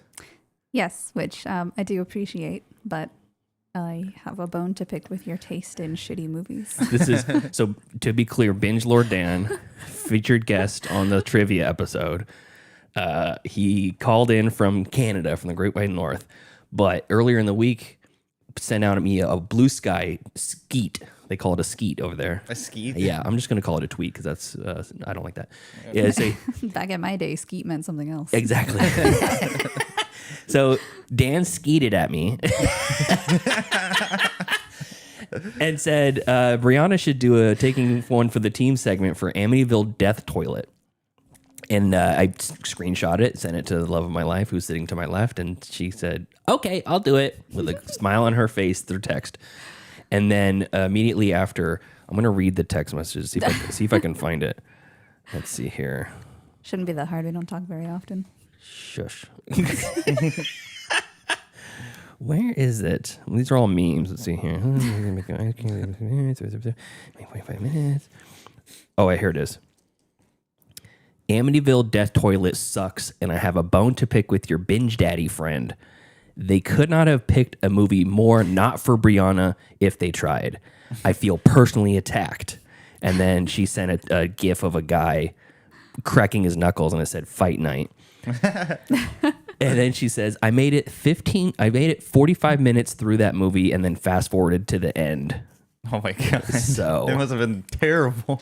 Oh my God. Like after 45 minutes, I'm like, this has to be almost over. And I clicked on the timestamp and there was another 30 minutes left. Yeah. And I was like, nah, this is not happening because, and I'm not the type of person to not finish movies. I don't know. I consider it a personal challenge of well, I started it. I have to finish it, and I just, I welcome your shitty recommendations. I'll watch them. I don't care. But I would appreciate a little less literal with like the shit, because this is very much a movie that should have been a short film. Like, I think something that small time filmmakers need to understand is it's okay to make a short film. Like, not everything has to be feature length. And a movie about a possessed toilet that does not need to be an hour and 29 minutes long. Thank you. It's an hour and 12. Okay, too long. Probably felt like an eternity. Cut an hour off that. 12 minutes. I would have been great if it was a 12-minute movie. Cool. Yeah. What's the plot? Oh my God. Well, so another bone I have to pick is not with Binge Daddy this time, but it's with the filmmakers. And I noticed this in Amityville Karen also. And I realized that when you're on a budget, like you can only work with so much. Amityville is not in fucking California, okay? Do not put... as a Californian, I'm very passionate about this because we have enough shitty movies that take place here. Okay. But same with Amityville Death Toilet. They're like, oh, we're in New York. And then they go outside and every single car has a California license plate and every single house has the palm trees in front of it. And I'm like, yeah, New York. Anyway, so that's not the plot of the movie. That's just that's just my... That's your own gripe. That's my tangent that I had to go off on because I was like angry about it at the end of the movie. Anyway, so the plot is like kind of, I don't even know how to explain it. It's like exactly what you think, okay? So it's a possessed toilet? Is that what it is? Yeah, so it's like, I don't know if it's the Amityville house, because the way that they talk about it, it makes it seem like it's supposed to be. But in the beginning, they also made it seem like it was happening in multiple houses in Amityville. So I'm not sure, and this could be like viewer error, I don't know, like I don't know if it's all supposed to take place in like multiple houses in Amityville or the main house. And so... it's a ghost that started in that house and now it's spreading through all the toilets. Well, and so I was thinking like they were gonna try to take some of it seriously, and they like none of it was taken seriously at all. Which, like, of course, how can you with this kind of material? Yeah. But it was like the toilets are all possessed. And so you're on it and you're doing your business, and then like a knife will come out of the toilet, like either the toilet bowl, disembodied or like knife, or like a hand in a knife. Just a knife. Like you don't see anything. It's just the tip of the knife, and then like whack whack whack whack whack, whack. And it like cuts away, and then there's like body parts, very clearly like dollar store body parts, Spirit Halloween store. Not even that quality. Oh really? Like, wow. like on the ground, and it's like you died because the toilet chopped you into pieces. You died. And there's like it's like a different murder weapon each time. Okay. So they keep it fresh. Yeah. Oh yeah. And so like poopery. Oh yeah. And so the Mayor Dump. Mayor Dump? Mayor Dump. That's their name, Mayor Dump. Who, by the way, like, again, I know small film budget issues. Roy Engelbrecht plays my Mayor Dump. Okay. Yeah, well, Mayor Dump is the mayor, but works in a cubicle of some kind of like MMA boxing corporation, because every single poster on the wall of the building has like MMA fight, boxing, blah, blah, blah, blah, blah. And so it's very obvious. And anyway, doesn't matter. That's not the point of the movie. These are very small things. There's so much more to hate about this movie. And so I just took issue with the fact that like they played so hard into the death toilet thing that even the mayor's name is Mayor Dump. Yeah, that's a little on the nose. Can I give you a little trivia about Roy Engelbrecht, who was the mayor? Oh, please. Also known from Death Toilet 6, Bidet of the Death. There's 6 of them? Bidet of the Dead. No, this is Death Toilet, not Amityville Toilet. Oh. Death Toilet 6. Amityville Death Toilet. Don't get any ideas, Binge Daddy. I'll watch it, but I'll be real mad. And Death Toilet 5, Invasion of the Potty Snatchers. Also is credited as additional crew for Celebrity Boxing and Boxing Time. # Boxing Time, a video from 2016. So yeah, clearly there's some fight stuff there. So before I like continue into how the rest of the movie is, I would like to preface this by saying that I have a very dark and broad sense of humor. Like I make jokes about my dead mom all the time. I have I will joke about anything. I don't take anything seriously. I've gotten in trouble with Pete about it a lot. What? Never. And anyway, I appreciate it. It's one of the things I love about you. I feel like the thing that I draw the line at in my sense of humor is I do not enjoy potty humor, like literal potty humor at all. No pee and poop stuff. I don't like poop jokes. I don't like fart jokes. So like the whole movie is one long poop joke.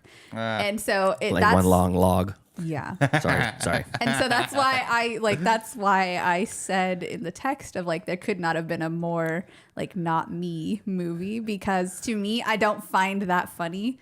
And so the whole movie I was just rolling my eyes because they took one joke and then they made it last for an hour and 12 minutes. Wow. And I don't know. That's too long for a poop joke. Like it 12 minutes. It should have been a 12-minute long movie. That's too long. Very good. Yeah. So anyway, so the Mayor Dump is like, we gotta get someone in here to stop this, or else everybody in Amityville is gonna die, and our tourist population's gonna whatever. Who cares? All these people And so- flocking to Amityville for reasons other than the death house. Yeah, and so they get this like paranormal investigator, and I left my notes downstairs. I don't remember his name. We'll just call him Greg. Okay. And so the paranormal investigator Greg was like, "Oh, I can do it." And so he goes to the house, stays the night, and was like, It is Greg. "Oh, I'm so Good job, Greg. Greg Allen. That's so perfect." Wait. It's Greg G. Allen. G. Allen. It's spelled like them too. What the fuck? That's Okay. also a poop joke. That is, too. yeah. Because Oh. G. Allen ate his shit on stage. I was wondering if there was some kind of poop joke with his name, but I don't. Yeah, G. Allen's like, there's a documentary, Most Hated. Yeah, or Murder Junkies. No, that's the band name. But Yeah, and Most he Hated, would like Most drink his Hated. own piss on stage and like put a hot dog in his ass and then eat it and stuff like that. Like it was basically like the divine of punk rock. I wouldn't say that, but Terrible person. Anyways, continue. Is he dead? yes. I think so. Yeah. Fantastic. Okay, so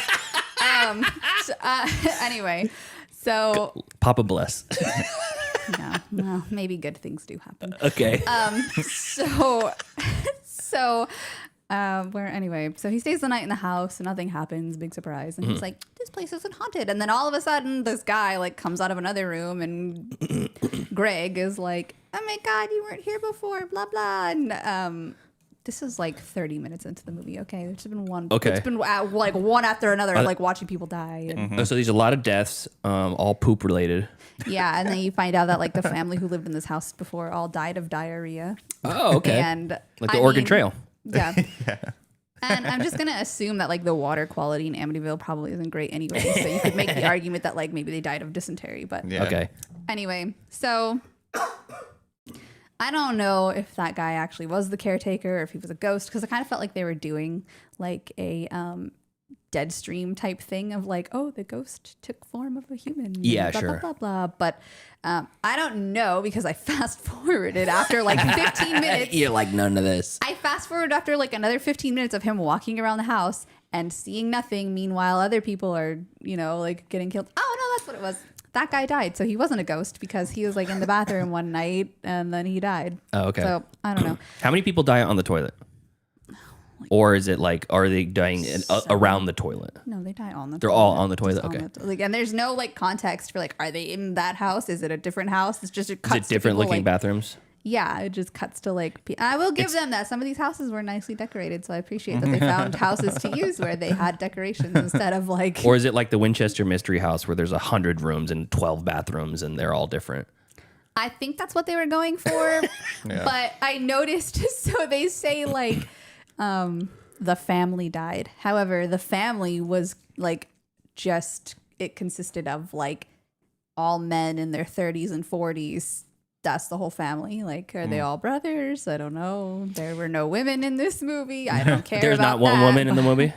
Not that I saw. There's not one woman in the movie. Did they at least do the thing with Nightmare on Elm Street where they're like, we got to stay awake. We can't go to sleep. Or like, we can't poop.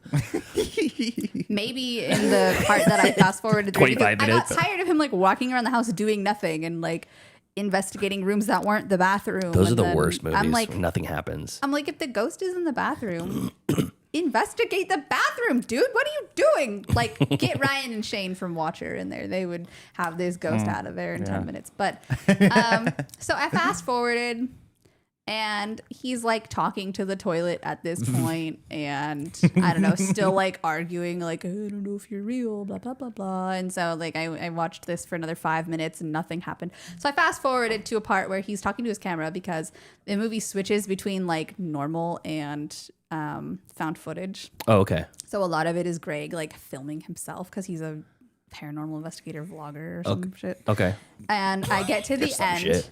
and this reminded me so much of when I was in high school and we had to make movies for my media class. And there was like, no, you don't see the conclusion, because the part that I cut to is Greg talking to the camera and he's like, oh my God, the battle was crazy and I didn't film it, but the toilet's gone now and everything's fine. And so they don't even show Greg like the final act or whatever. And I'm like, really? So you're just supposed to assume that he got the ghost and it was this crazy battle. And you know, it's like at the end of the Poochie episode where it's like Poochie died later. Yeah. Poochie had to go back to his hometown. He died later.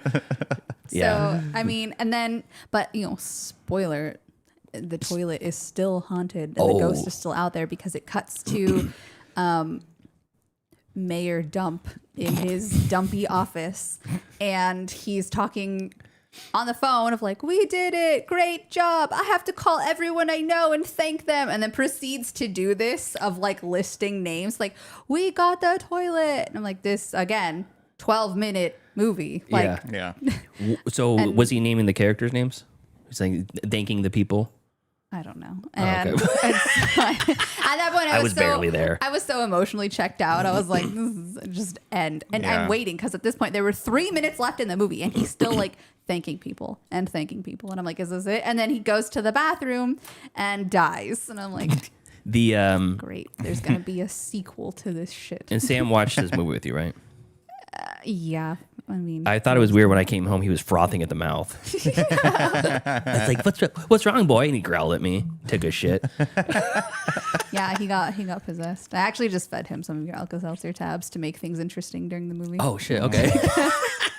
Well, something good's got to happen today. Well, good news for everyone who watched this and thought, "Oh, I can't wait to watch this movie," because the director Evan Jacobs has made 11 movies since this came out, and this came out in 2023.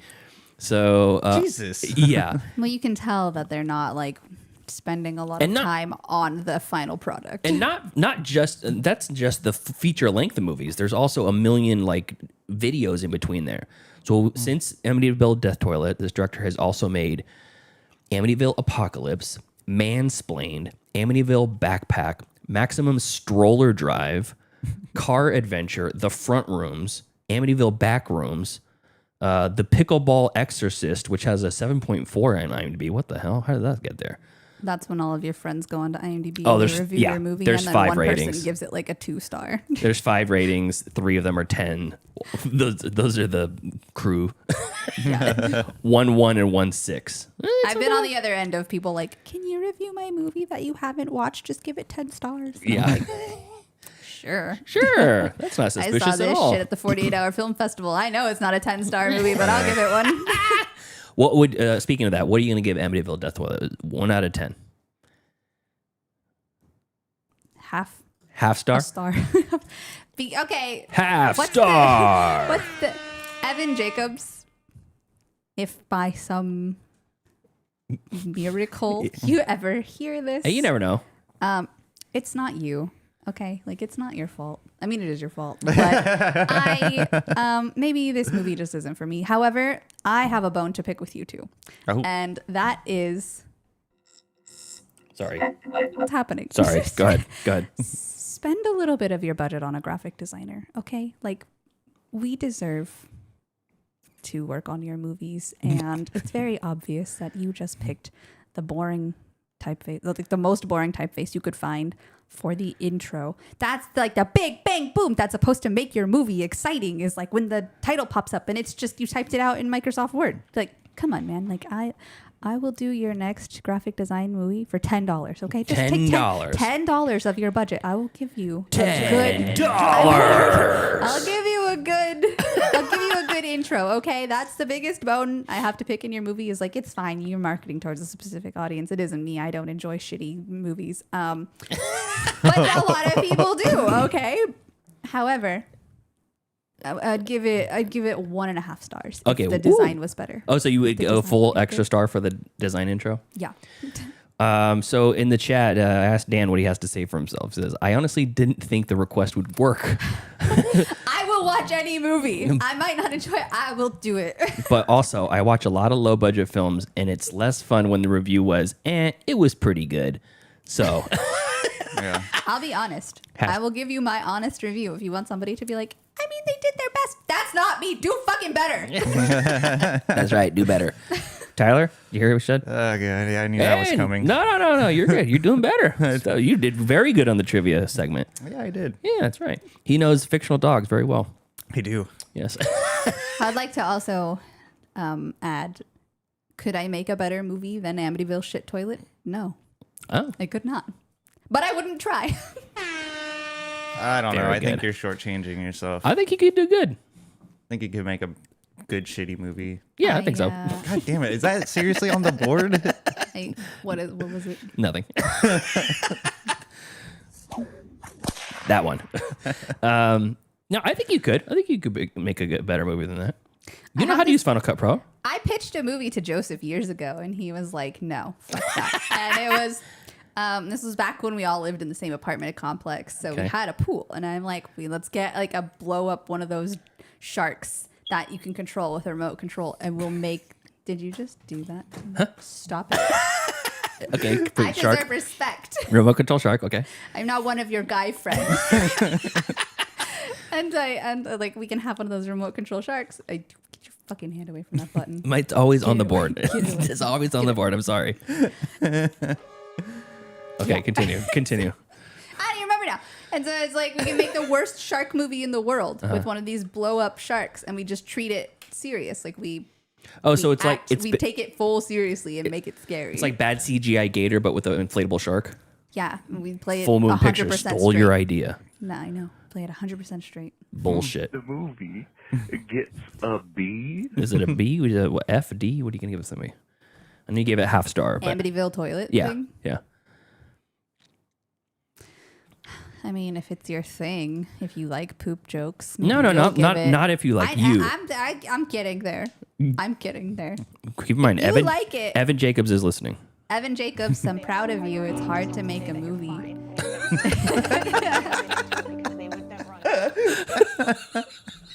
It's hard to pick a movie.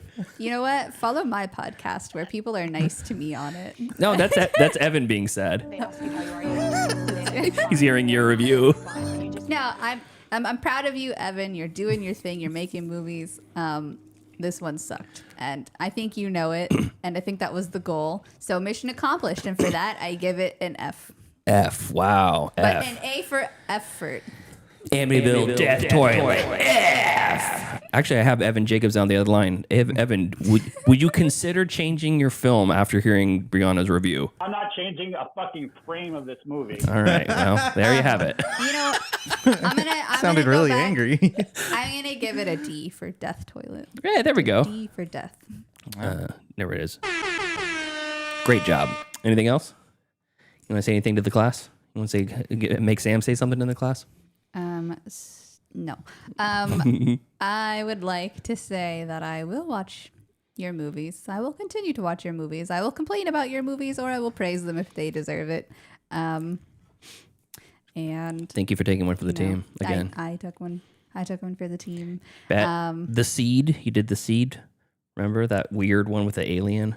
Oh, I forgot about that. That was the first one, I think, and then Amityville Karen. And I did They Slash Them. They Slash Them was the last one. Yeah, I remember. Actually, I think that was the first one. Maybe it was. I don't know. That one is like my kind of terrible movie where it's like they tried. I like movies where they try. You know, like it's when you can tell that someone's just like not trying, or maybe they are trying, but there's a specific look to it. Yeah. It just brings me back to my college days of like having to sit through like Student films. 7 hours of student films, and I'm like, I'm hungry, I want to go home, and there's 12 movies left, and they're all trying to be deep or funny, and like they're not funny and they're not deep, and I don't know. It's a me thing. It's not them. It's not their fault. It's my fault. I'm hard to please. No, it's okay.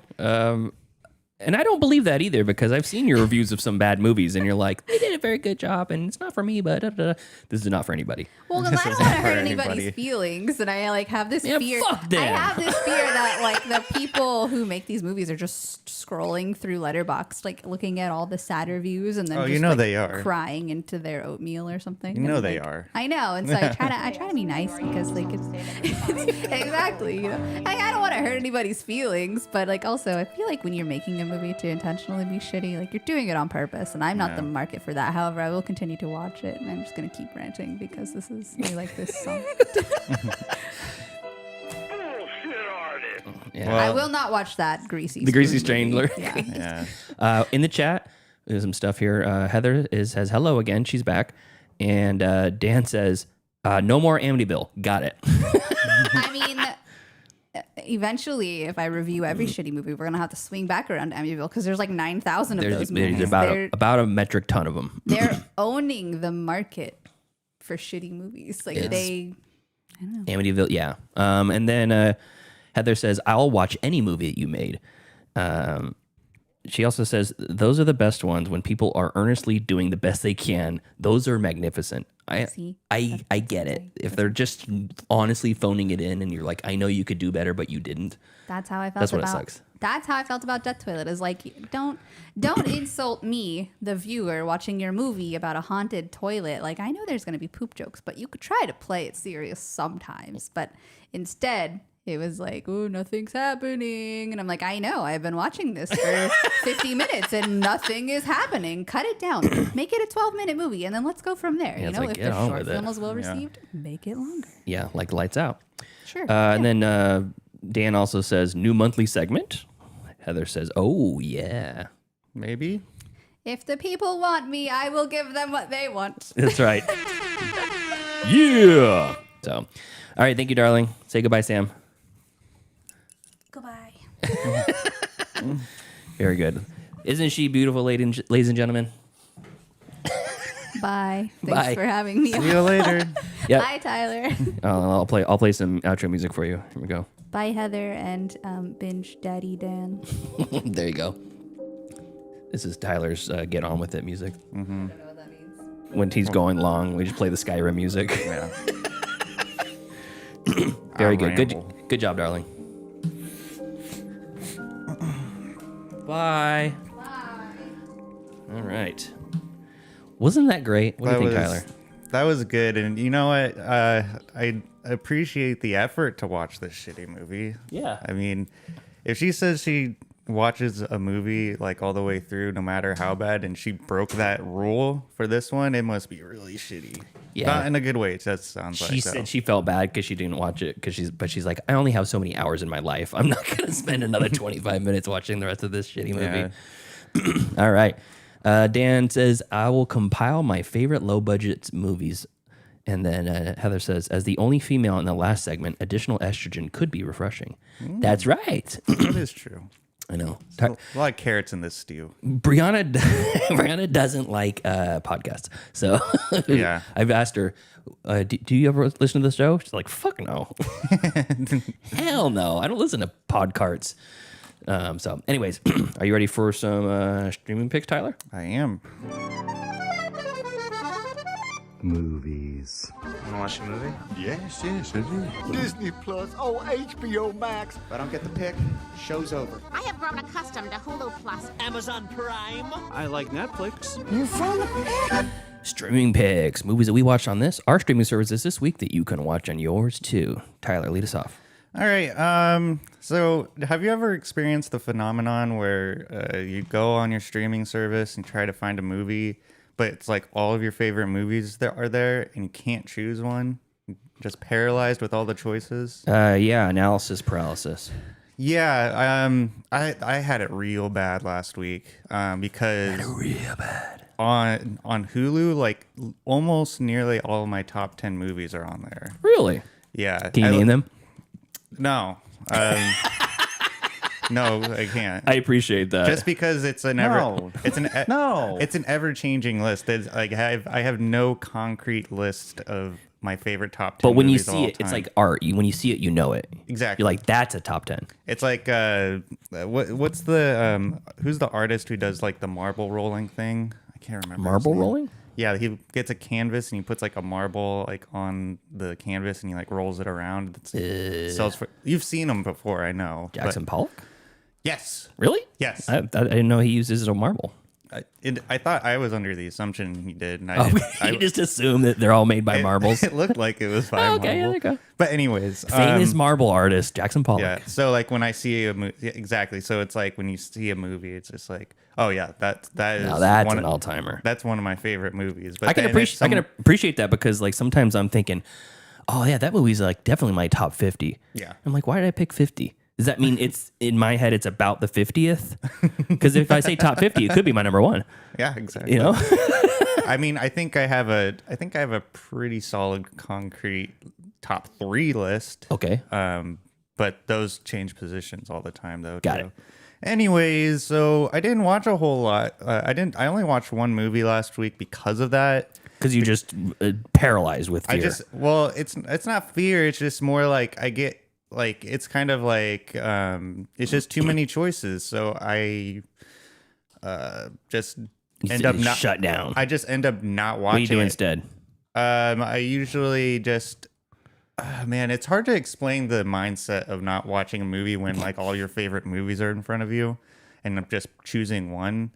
So it's kind of like doom scrolling in a way, but with a streaming service. Okay. And so eventually it's like once you're like, for example, like when you're on TikTok, you're you're like, I'm tired of TikTok. Close the app. It's kind of like that. What's like, on TikTok? And then you open it back up again. Yeah. You're like, oh, I was just here. Yeah. Okay, So, continue. but I did I stream pick the Sicario movies already? I don't think so. Dang. I thought I did. Well, good thing that I have 3 streaming picks now. So I'm just they're all Benicio del Toro movies, so like I was on a Benicio del Toro high. Benicio. Oh, Benicio. Sorry. There you go. Yeah. So first one is streaming on Netflix. This is 2023's Reptile. That sound familiar. Starring Benicio del Toro, Justin Timberlake. Okay. It is, if you like True Detective, you'll love this movie because I feel like they ripped off a lot of the cadence of True Detective to the point where I was like, are they trying to cater to me? Like, I liked it. They're like, this is tailor-made for me. I liked it and I enjoyed the style of it, but it felt like such a ripoff. But it's good though. Like, it's a good like a web of lies kind of story. Mm-hmm. And so basically, Benicio del Toro, he plays Tom Nichols. He's a hardened New England detective, unflinching in his pursuit of a case where nothing is as it seems, and begins to dismantle the illusions in his own life. So there's a murder in a house that's for sale. It's the murder of the real estate agent who's selling the house because they're like sprucing it up for like showing. Mm-hmm. And he goes to like meet his friend or something, and she stays behind just to do like final touches. Mm-hmm. And then he gets a text message saying her saying like come back, and then he comes back and she's brutally murdered. And text messages from her saying come back? Yeah. Okay. And so he calls the cops.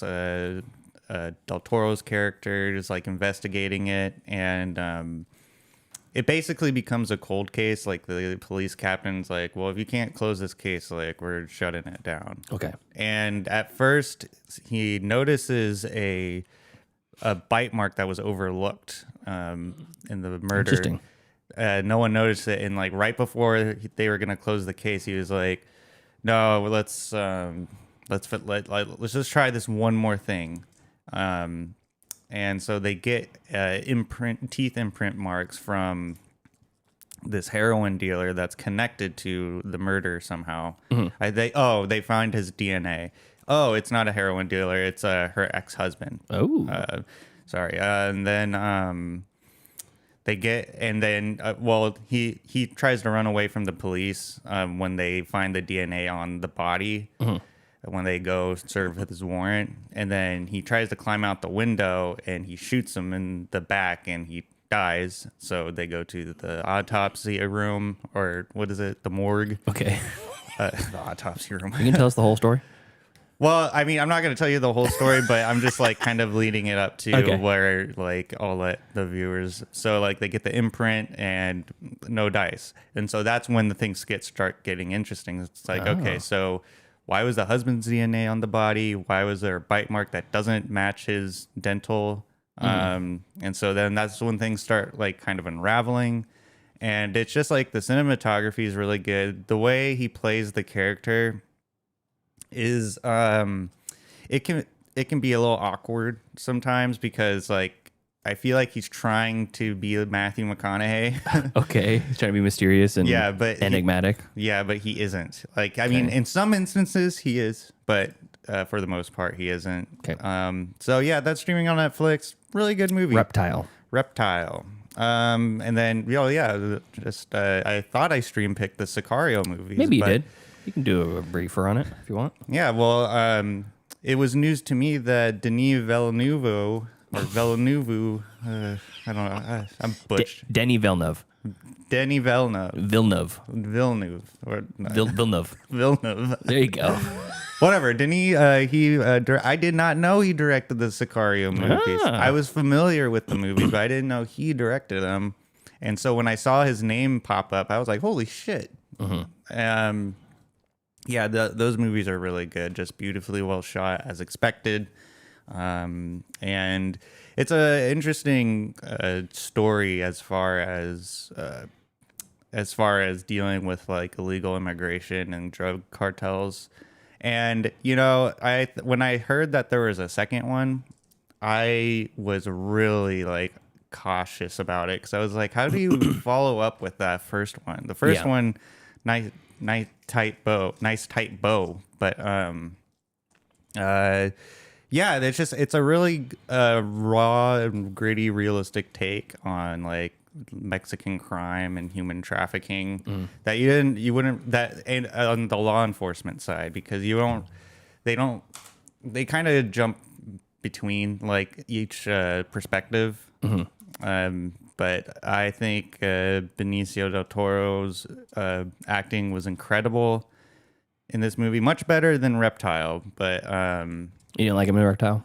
I did. It's just like I felt like he was just trying to be someone he's not. Okay. Like in the Sicario movies, like he definitely comes off as like a gun for hire, and he plays it well. And I also love like illegal government shit in movies. I think it's always very interesting to me, and so I like the Call of Duty movies. Call of Duty movies, the Call of Duty games. Yeah, because they deal with that sort of level of conspiracy and corruption. So, and those are streaming on Netflix as well. And yeah, and what was that one documentary on YouTube that you stream picked? Audience of One. Yeah, I did try to watch that movie. I had to stop it because I was cringing too hard. Like it was like to the point where like it was bumming me out. It is, a lot. But not even in the first 60 seconds of the movie, I was already howling. It's fucking hilarious. It's really good. It's really intense. That people are that delusional. Yeah. And yeah, it was. How long did you get into it? 10 minutes? 20 minutes? Yeah, I believe I stopped at the 22 mark. 22-minute mark. 22-minute mark. They made it to Italy.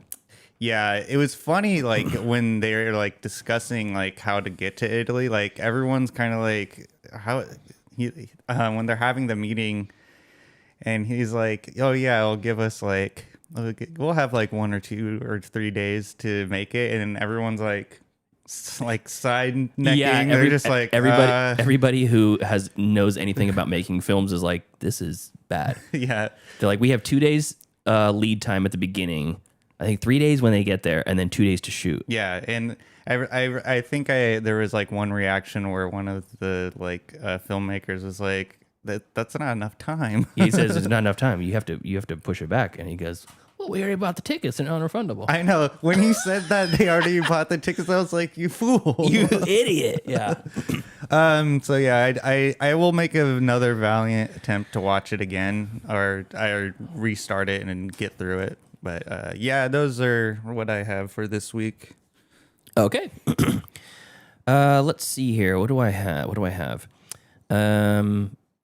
Let's start off with the one that is not streaming anywhere. I bought this on a 4K disc basically it was a recommendation for. It was a Peter Jackson production, directed by this guy named Christian Rivers, who was a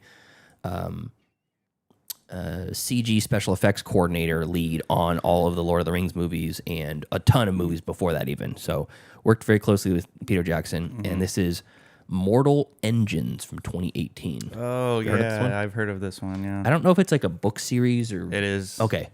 It seemed like there's a lot of lore. Oh, yeah, you know what? I looked it up. There was. And it's apparently a lot darker in the books than it is in the movie. But basically the plot synopsis is that this is thousands of years in the future. Earth now have cities that are roaming across the world on these huge wheels and tracks, and they're devouring each other, the cities, in a struggle for ever diminishing resources. And on one of these massive traction cities called Old London, Tom Natsworthy has an unexpected encounter with a mysterious young woman from the wastelands who will change the course of his life forever. And she's the woman on the cover with the face covered by the the red scarf or whatever. And her face has got scarring on it. You know, not a huge surprise it's going to happen. But in the book, she says her nose is completely cut off. She's missing chunks of her face and her eyes missing. So she's like hideously deformed. But in this one, it's just not. She's just got a scar naturally. Yeah, I mean, you gotta have to make the main character look a little bit attractive. Yeah, sure. Yeah. So Heather says she's seen it and doesn't know where all the hatred comes from, but it's got a 25% on Rotten Tomatoes. Yeah, I heard it was tragedy. I heard it was not well received. It wasn't, but it has a huge CG budget, and it really looks great. Okay, and the ingenuity behind all of like the character designs and the city designs are interesting, and it's kind of like Howl's Moving Castle. Where the castle is like moving around and kind of is its own living thing. Yeah. But instead of it's basically like it's the entire city is built on like a frame that has these like a Mad Max style like engine behind it or like vehicles chassis behind it.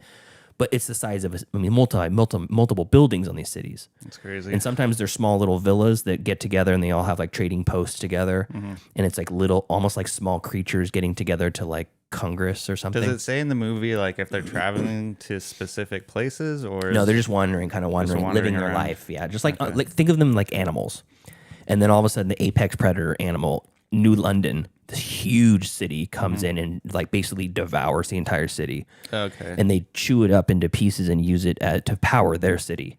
It's like that worm game where like you eat the dots and you get bigger and bigger. Yeah, kind of. Yeah.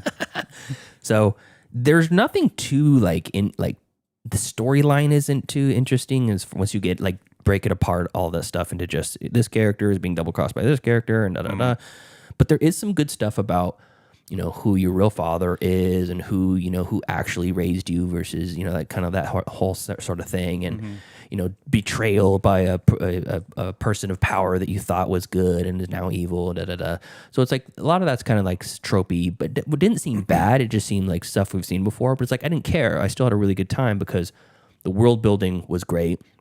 In the intro, they don't really give you a whole lot. It's just like, these cities are attacking these other cities. And you're like, oh, cities attacking. That's weird. And then, I don't know, this fucking like driving city comes up and is like shooting spears at the other one to like drag them in. And you're like, whoa, this is crazy. Yeah. So great creature design, great character design. You actually care about the characters for the most part. There's maybe like one or two that you're like, who's this person? Oh, they're supposed to be known. Maybe they're more known in the book, but you're just like, they came and went and who cares? Yeah. But ultimately very good and engaging, and it's like a cross between like Miyazaki and Star Wars or something like that. Okay. Because they all have like these flying machines too. Yeah. It's pretty cool. So that's not streaming anywhere. You have to rent it for $4. I think it's a good rental. I think that's a $4 rental, and I'd do it. I watched it on 4K just to see if it would be a good show-off movie. You could just put it on, show off the system or whatever, and it looked great. So the person who directed it, Christian Rivers, obviously knows what he's doing with the special effects, and this is an example of that. So, cool. Mortal Engine streaming nowhere. Worst movie of the week: The Da Vinci Code. You didn't like that one? Terrible. Hated this. Oh man, I love the Da Vinci Code. Really? Yeah. What do you love about it? I just love the Christian conspiracy of it all. Yeah, but it's so boring. There's so much. It goes on and on and on, and it's like they're like needlessly convoluted. Where something like National Treasure, you know exactly where they're going with it. A to B, you know what's happening. You know what the characters are doing, all this kind of stuff. But it's like they're just pulling out these obscure texts from the Bible to like justify why this is a thing. And then the whole time you're like, why the fuck does Tom Hanks know all this? I know he knows because he's like a philosopher, but he's like... He's a theologist. He's a theologist and a studier of He's a scholar of ancient symbolism. Symbology. And it's like... Audrey Tautou has never been worse in this. She's doing nothing. She's given nothing to do. She's what's her name? Amelie, the actress that played Amelie. Yeah. And she's given nothing to work with. Terrible in this. She's not bad. It's just her character has nothing to work with. It's just not good. And then Paul Bettany playing an albino. Why does he have to be albino? The guy who's flogging himself is albino. Don't those people have it hard enough already? Every movie that albinos are in, they're the villain. It's a ghost or just a weirdo with like horn rim glasses that are Coke bottle, lenses. They are always villains. I don't think I don't think I've seen a non-villain albino. I'm sure they're Find me a movie that has a normal ass person that's an albino. It's as bad as the dwarf population when they were like always relegated to elves and this and that and freaks and freak shows and stuff.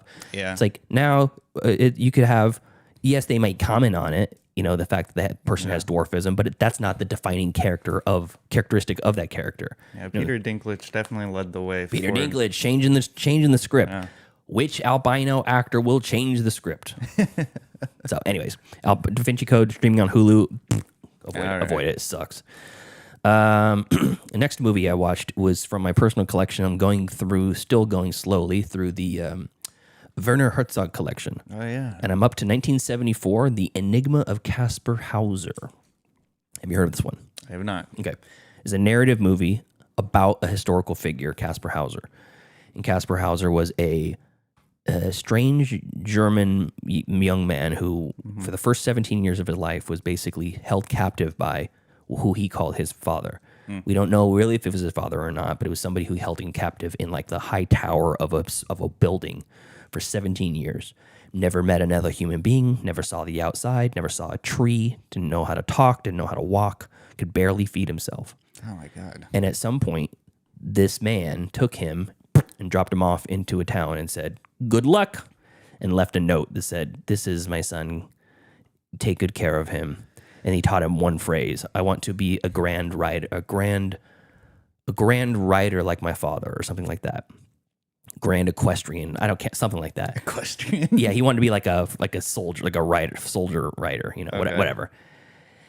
At least that's what the father wanted for Caspar. And basically, the entire story of this movie is the town rallying around him and teaching him how to be a functioning member of society. And they all think that he's like mentally disabled, but he just has no exposure to any of it. You know what? The plot of this movie sounds really familiar. Yeah, I imagine there's a few movies that are kind of based off of this person in real life. But after Werner did Aguirre, The Wrath of God, that was also in a historical figure account. It was widely acclaimed. He started doing more biopics about historical figures as narratives. So this was the next one in 1974. It's streaming on Canopy, Philo, Shout TV, Fandor, and Plex. I picked it up from my Blu-ray collection, and it is really interesting, very good. And it's interesting. The other interesting thing about it is that the main actor, Bruno S., only known as Bruno S., plays Caspar Hauser, not an actor. He's a man, maybe he did some acting, but he's a man who spent a lot of his life on the streets and in and out of many mental institutions throughout his entire life. So he based his performance based off of real people he met in mental institutions.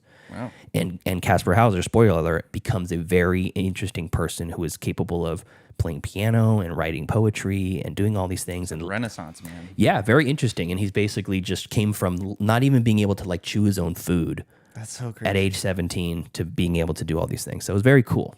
So again, The Enigma of Caspar Hauser, 1974. Next movie is one that I keep seeing popped up on Paramount, and I finally got Brianna to watch it with me. It's called Good Boy from 2022. This is a movie. I'll just read the synopsis. Okay. Christian, a millionaire heir, meets Sigrid, a young student, on a dating app. They hit it off quickly, but there's only one problem. Christian lives with Frank, a man who dresses up and constantly acts like a dog. He's the original furry. Okay. He's in a fur suit. He's got a like creepy ass dog mask, and he acts like a dog fully.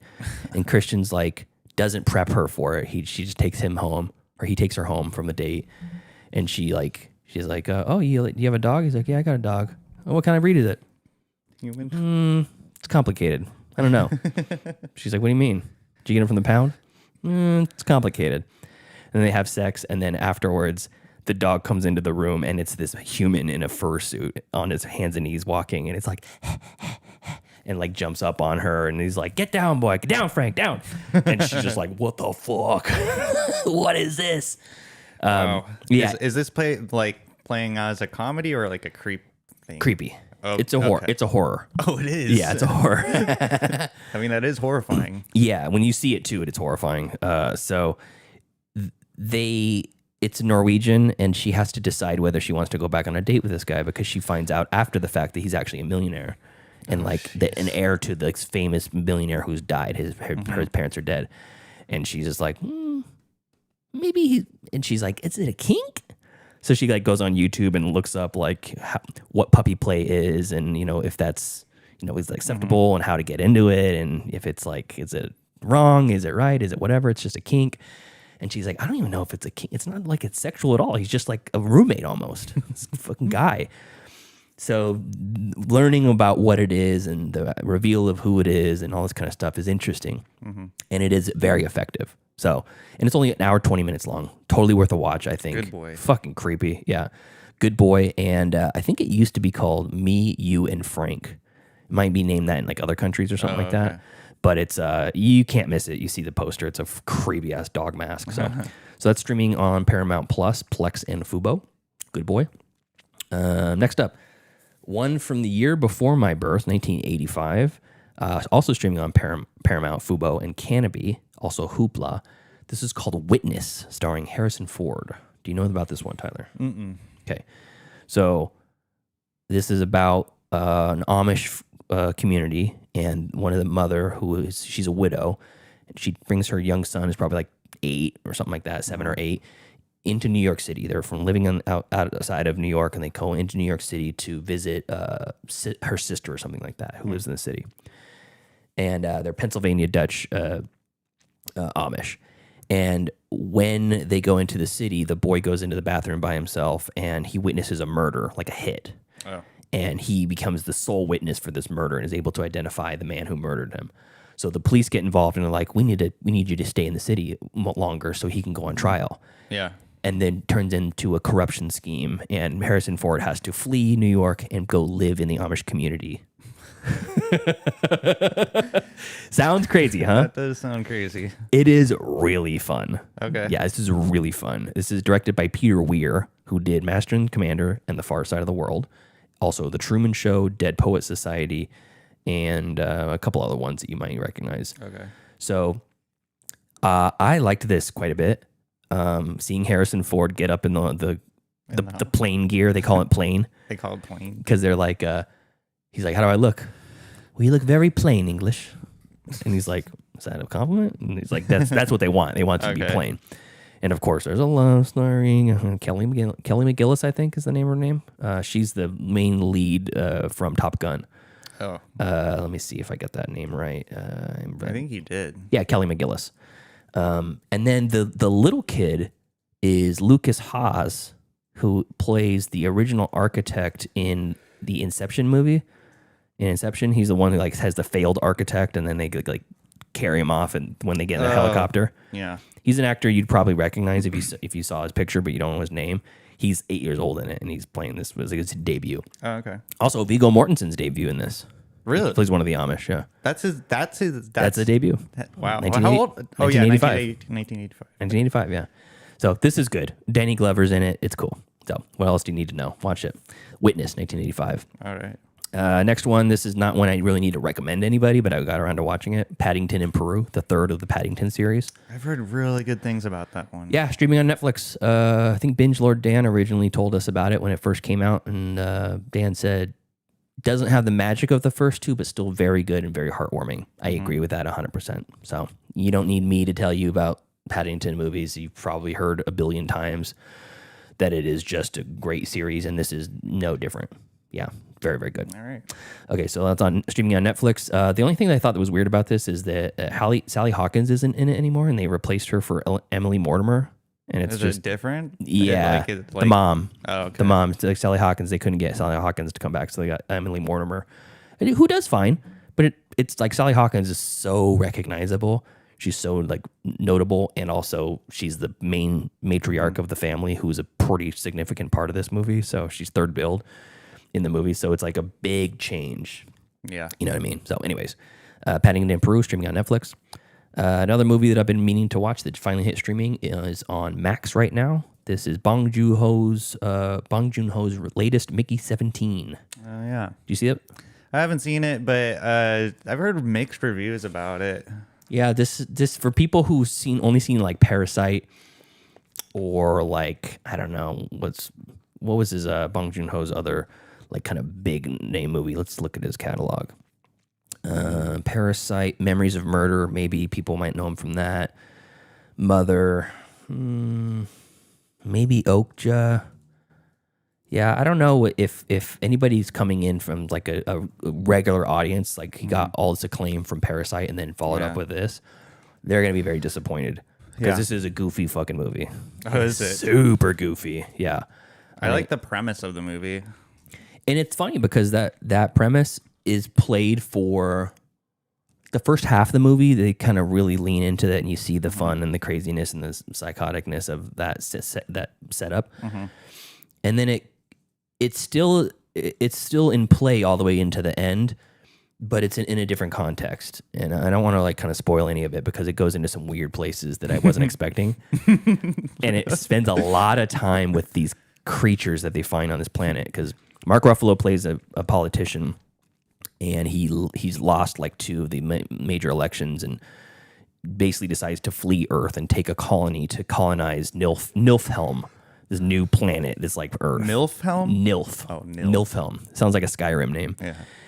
And they go out there and basically Mickey volunteers to be an expendable and duplicate himself whenever he dies because it's outlawed on Earth. They can only do it in space and only for specific purposes. Like these are life endangering things. So like at some point, they get to Nilfhelm, and they're like, we need to figure out if this air is toxic. And they're like, Mickey, go out there. Take your helmet off. And he's like, okay.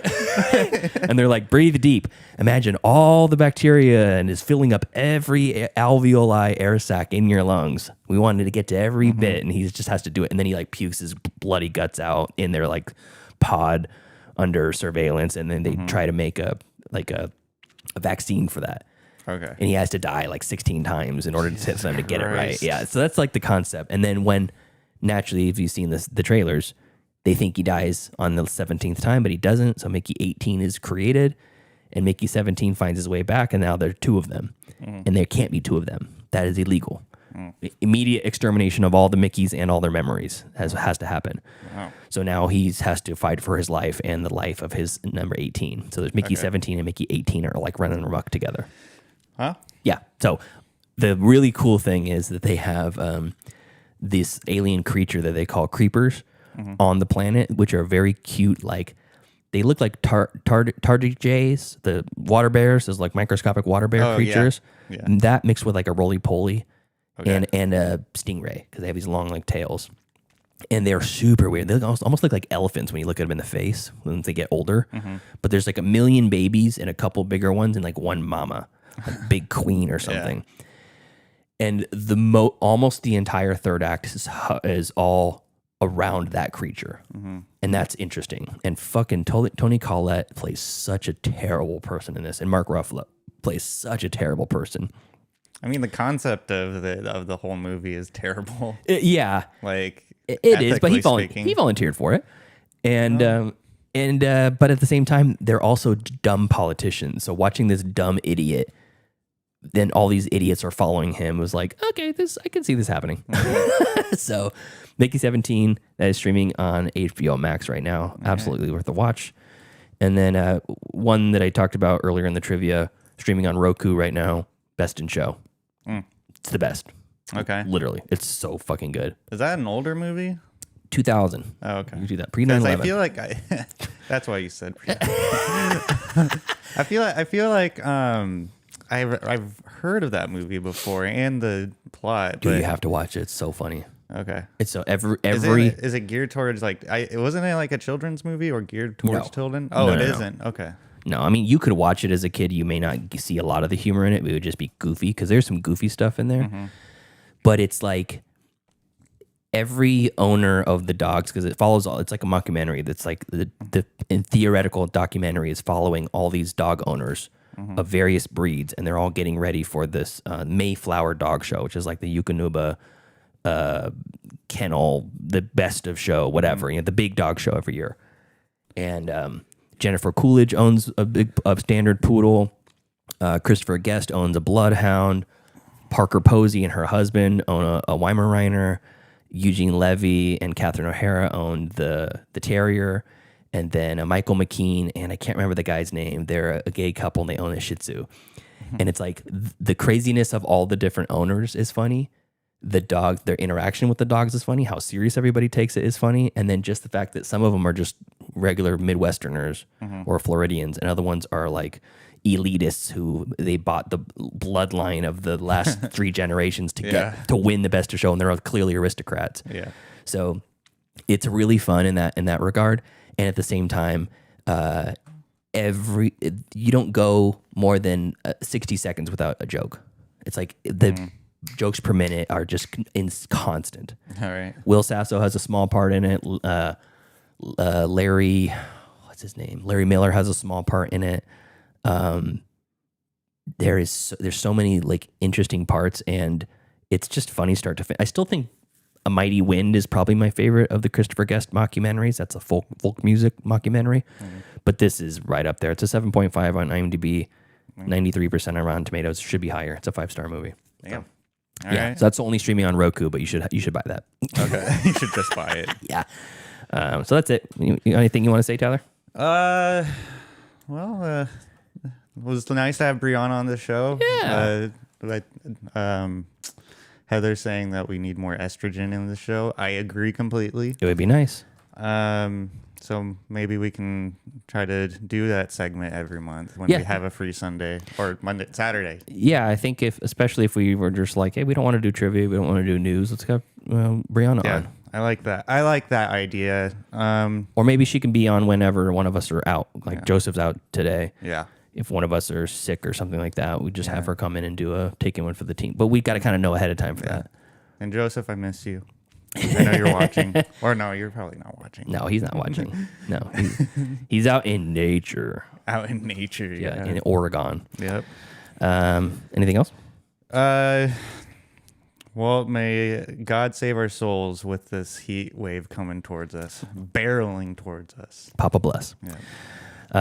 All right. So, thank you to our cool ass yard duties on Patreon. That's Javier, Heather, Michael, and Chris. If you want to support us on the Patreon, you can do so. Patreon.com/middleclassfilmclass, or you can just watch us on YouTube, share with a friend. We've done something different recently where I'm leaving the live shows monetized because I noticed that the ads that pop up are much less frequent. But the episodes that I'm releasing on Mondays and Wednesdays, I'm removing the monetization from those.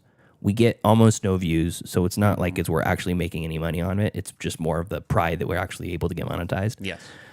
But all that being said, I watched him back a couple of times, and it's like every 5 minutes a fucking ad would pop up. Sorry, classmates. Unbelievable how often that was. And it's like sometimes these are hour and a half or more episodes. Every 5 minutes on 60 minutes, what is that? What is that? 20? I am really terrible at math. Let's see here. 60. This is how bad I am. 12. It's 12 ads every hour. Yeah. That seems crazy. That's a lot. That's like cable TV. Yeah. Heather says they were actually more frequent today for me during the broadcast. Oh. Yeah. So what we're trying to do is what we might do. I mean, the goal is it takes the raw footage from the full extended, live stream that we're doing, and maybe pick like one small segment, like one individual movie review, and then make a 5-minute video out of it. Yeah. And it takes more work. You have to actually edit things instead of just like uploading a pre and post or whatever.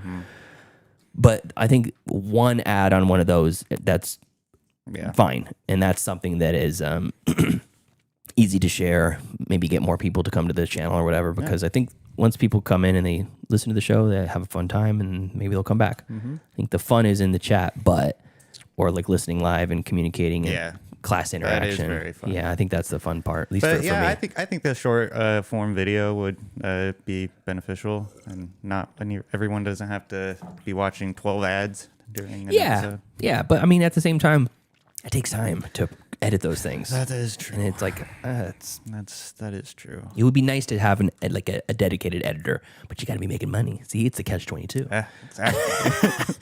All right. So, anyways, until next time. Thank you for joining us as we do a little streaming picks and some take one for the team with Brianna.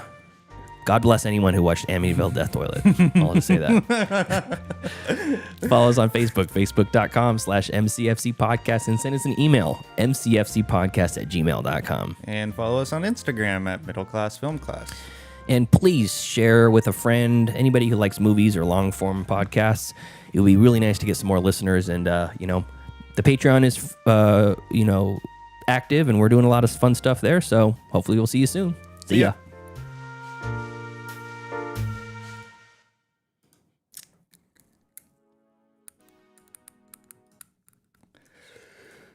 Ugh.